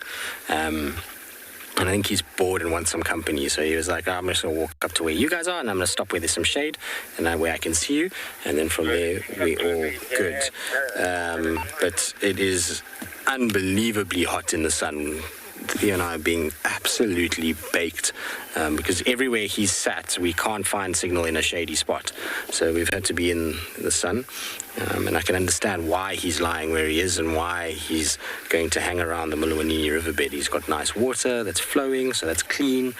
He's got a little bit of shade, well, not a little bit, a lot of shade, and even nice cool sand if he gets really hot. So he's in a great little place for a leopard cub. I'm sure Mom wouldn't have gone far. It was so hot, I didn't expect her to go a long way. Maybe she just kind of left and went 60, 70, 80 meters away, and then it's just lay down under a tree for some peace and quiet.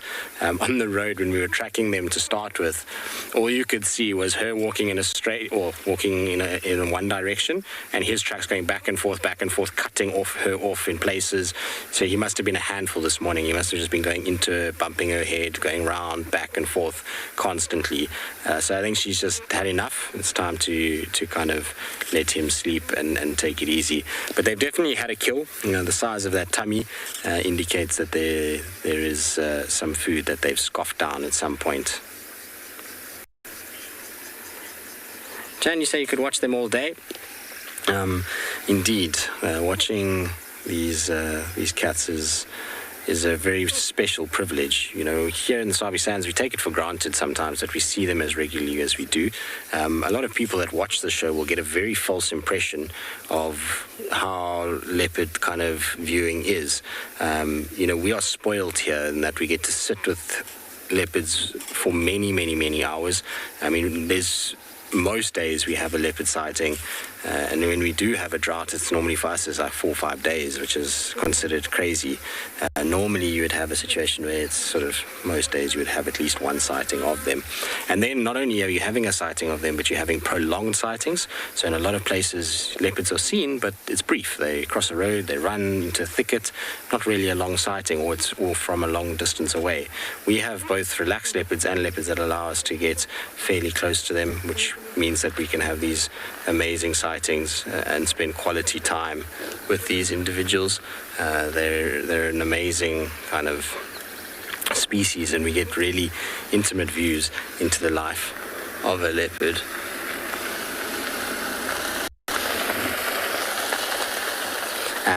So they, unfortunately though, in some places it's trickier, but here we have a really kind of good view of them.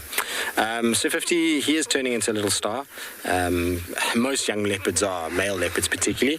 They're beautiful, kind of cats, and then they are generally quite full of antics. Kachava's son is the same, Sabui's son. We just haven't spent that much time with them in their formative years. I think if you find we have a female that gives birth to a little young male again on Juma like Hosana, you're going to get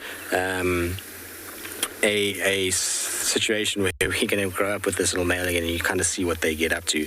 It's not to say that female cubs don't do the same thing. Female cubs are also just as playful, but males tend to do stupid things.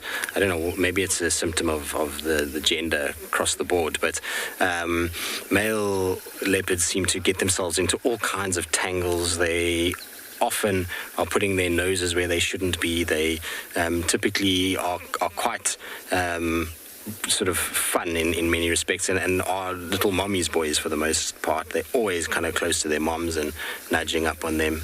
So male leopards are a treat when they are small. That age group between sort of 3 months until they reach about 4 years, that period is the most joyful time to spend with a leopard. You really do get an incredible sense for their character, and they have to keep themselves amused, particularly male leopards that are on their own. I find them to be far bigger characters than those that grow up with siblings, because they tend to play with their siblings and they have fun. And I mean, Hassan is a bit of a different case, because he kind of did grow up with Shongile, and the two of them used to play all the time. I mean, they used to go and into puddles and all kinds of things, but I find that they often entertain each other and therefore don't get themselves into nearly as much mischief as when they're on their own. On their own, they get bored very quickly, and then they're up trees, they're down trees, they're into holes, they jumping on mom, they're chasing this, they're chasing that. They typically just try to keep themselves busy, and it, like I say, leads to rather entertaining and compelling viewing. That's not to say that I didn't wish that there were two of them right now, or three even. Multiple leopard cubs are an absolute treat, but I think for Tundi's sanity, just the one that survived so far has probably been enough. He seems to get up in her face all the time. Every time I see her with him, she has got this grumpy face and teeth are being shown after he harasses her. No, I didn't catch the name. Sorry, Gwen, if you can just repeat the name for me.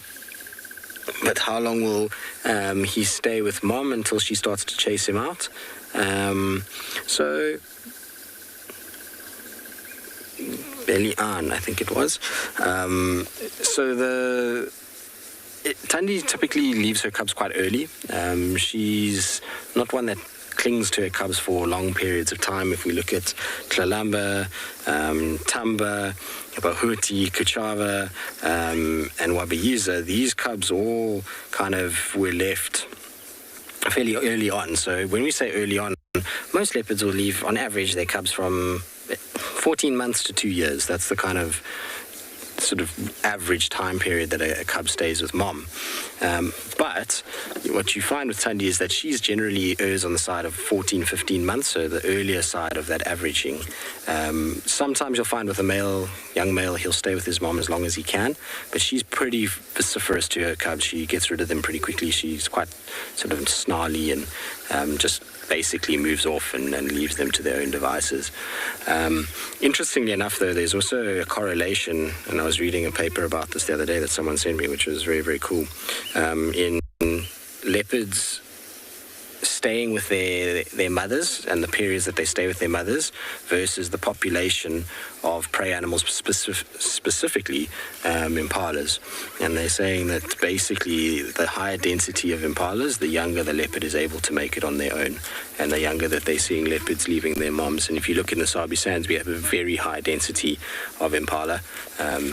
And so, that's probably a contributing factor to a lot of the mother leopards here leaving their cubs already before they reach that 2-year mark. They're able to be self-sufficient because there's a high density of prey already when they reach sort of 15, 16 months old. And they might not be hunting huge impalas then, but impala lambs certainly, and everything else that is around here, if you add them all together, it's a huge amount of food sources that these guys can utilize, and therefore be fairly successful when mom leaves them. In areas with low density of prey, mom's experience and her ability to catch food is going to be vitally important for them to survive. You can almost kind of see a bit of a heat haze that's developing. That's how hot it's getting. It really is steaming in the sun, and that's why he is lying where he is. But I think he's going to move. You see his head is kind of angled slightly into the sun, so it's his belly and his bum towards us, and that's in the shade. So what he might do is just move a little bit kind of deeper into the shade. So I don't think he'll go too far. I suspect that he'll end up just kind of staying where he is in this general vicinity, but he'll just move with the shade during the course of today. Should be easy enough to find him this afternoon. I say this, but he can be a sneaky little guy sometimes. Haley, how loud is a leopard's call?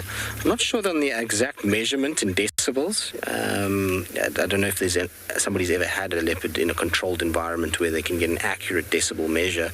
I'm sure they have. But in terms of for us and where we can hear it from, it's not nearly as loud as something like a lion's roar, a tiger's roar. It doesn't carry nearly as far. So these guys, if we hear them from, I reckon on a good day, depending on wind direction and things like that, about 2 kilometers, 3 kilometers we can hear them from. But that's on a good day. Most of the time, within a kilometer and a half, and you start to really you sort of lose the call in the noise of everything else that goes on out here.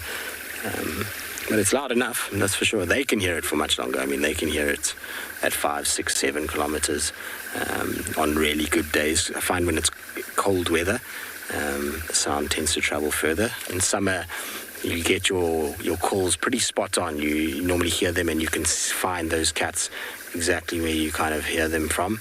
Whereas in winter, I always find you underestimate just how far that sound carries, and that's because, the hot air that rises, it causes sound just to move a little bit, and interferes with what's going on. I mean, cold weather, it just seems that the sound just carries that much further. It can be quite deceptive.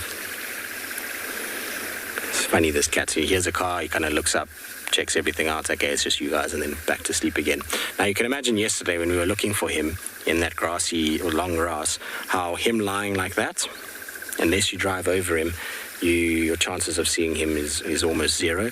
I mean, where he's lying now, that grass is probably only, I'd say, about calf height for a human, maybe a little bit less. So it's really easy to see him. But in grass that is chest high for me, it's going to be possible. So no wonder we kind of missed him a bit yesterday. But I'm glad we kind of caught up today. Right, now while we see if he's going to wake up, I'm waiting for one other vehicle, and then we might leave and carry on and see if we can pick up where Thandi went. In the meantime, let's send you across to Steve, who's also on the move.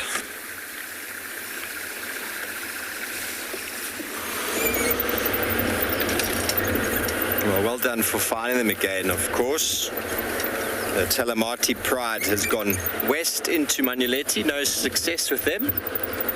We returned back onto Juma, where the breeze in the moving car is quite pleasant, but it is very warm. It's going to be a very warm day today. I'm glad I got my run out the way yesterday. Now I can do some exercise under a roof, rather, in the shade. So the Nkuhuma Pride is going to be in the same place. Whether they come out or not today is debatable. Talamatis have gone west. Tristan's cats are in the semi-shade of the riverbed, so that could be quite useful. Even the elephants are hiding away. That's when you know it's hot.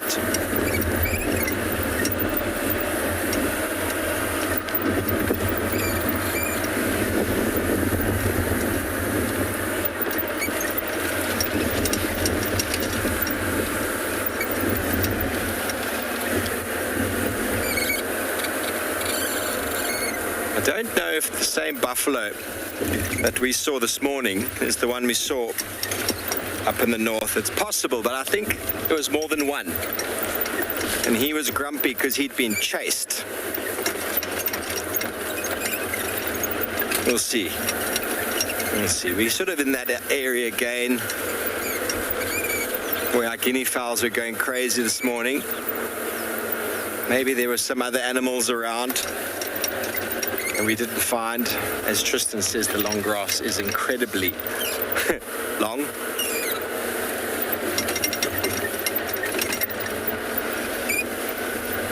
Miley, well, right now it's most certainly Thandi, but she's on Chitwa. So Hosana used to be, in my opinion, the most popular. But really, Miley, you can really stir up a can of worms, though, because everybody has got their favorite. Everyone's got their favorite. Some people are big proponents of Tingana, some love Kalamba, some love Thandi, but everybody loves them all. But who is the most popular? You'd have to put out a Twitter vote there. I wouldn't be able to give you the answer. You'd have to put out a Twitter poll. Who is the most popular leopard on a Juma?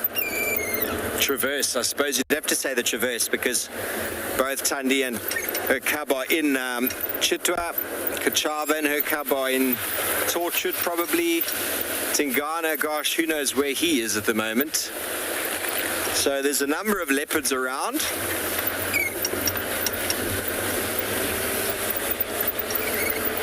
Not that I've seen one in a while, but that's okay.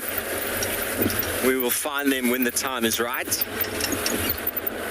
We get very spoiled here, to be honest, the amount of cats we see.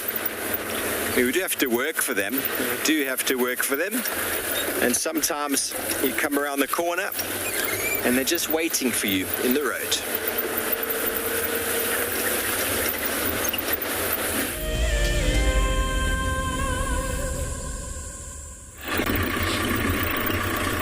That's it, Steve. You gotta work and work hard at it. Welcome on board here at Tswalu. We are just puttering along nice and slowly, and we are enjoying the beautiful warm rays of the sun.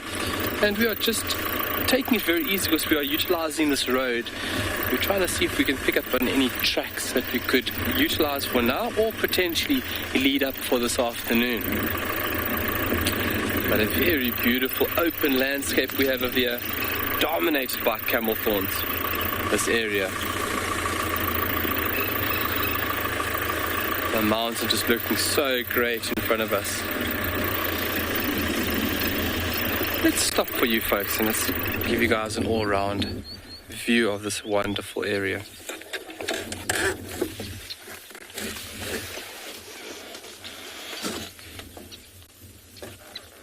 Beautiful.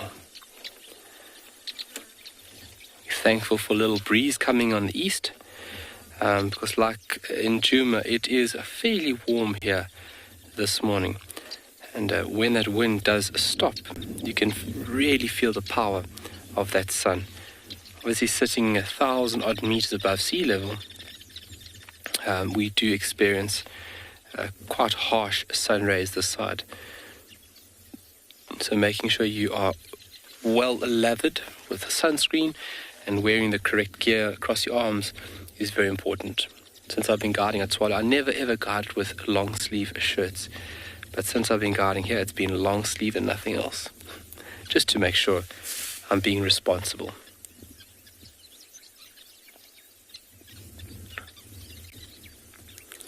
A lot of sociable weavers calling around us. That little chattering sound you can hear in the background.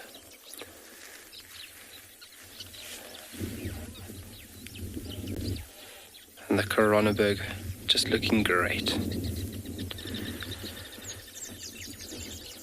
So these sociable weavers are all foraging now, and they move in largish flocks. It's very beautiful to see them cross the landscape.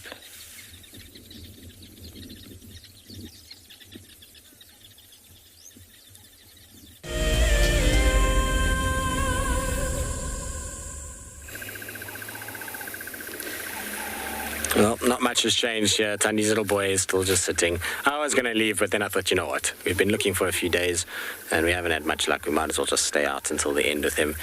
And he makes me laugh, this cat. Birds fly over him, and he's about 20 seconds too late for the bird coming over when he starts to lift his head and look over. So then he has to kind of do this massive neck twist to try and actually catch up with the bird. To actually see what is flying over his head. Not that with it this morning. I don't know if it's the hot weather or the big full tummy that he's been a bit slow on the uptake when it's come to birds and squirrels that have been buzzing about near him. It's amazing to see the difference in squirrels. You know, this morning when we were with those Nkahuma females, the birds, the squirrels were walking on the road next to them, and they kind of got a bit of a fright when the one lioness lifted her head, and they went up into a tree and they just sat there looking at them. No alarm call, tail was flickering a bit, but they just sat and looked at the lions. Here, when these guys even flinch, the squirrels go crazy. They start shouting and screaming, and tails go all over the place, and that's all to do with the fact that lions don't really hunt squirrels. They, maybe as little cubs, they might chase a squirrel around, but they're not nearly as effective as what a leopard is in bringing a squirrel down. A leopard is able to climb trees, so it can chase a squirrel where a squirrel feels safe, whereas lions typically don't do that.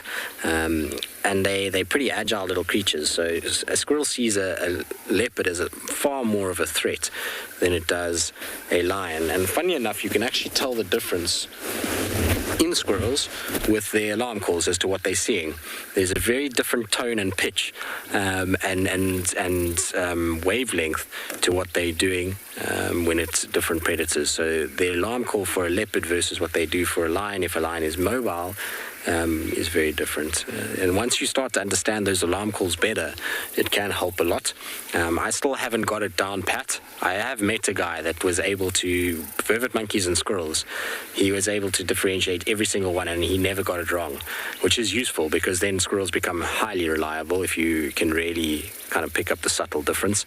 I'm getting better with it. I've started to understand a squirrel alarm call a lot more. Every time I have seen leopards of late and a squirrel is shouting and I know it's shouting at the leopard, I try and just film it on my phone, not from a video point of view, but from a sound point of view, and then listen back at it and start to understand more of how the pattern in the tone and pitch changes for leopard versus other predators. So it's a little project that I'm working on at the moment.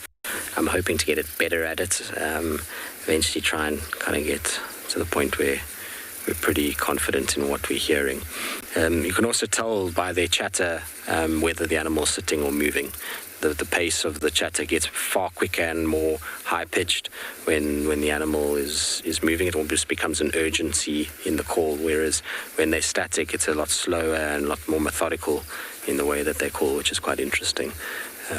These are all little things that will eventually kind of help in becoming better as a guide. The more you do this and the more you're out here, the more you want to improve and the more you want to learn. And if you don't have an inquiring mind, then that's never going to happen. So you've got to sometimes sit and take in things.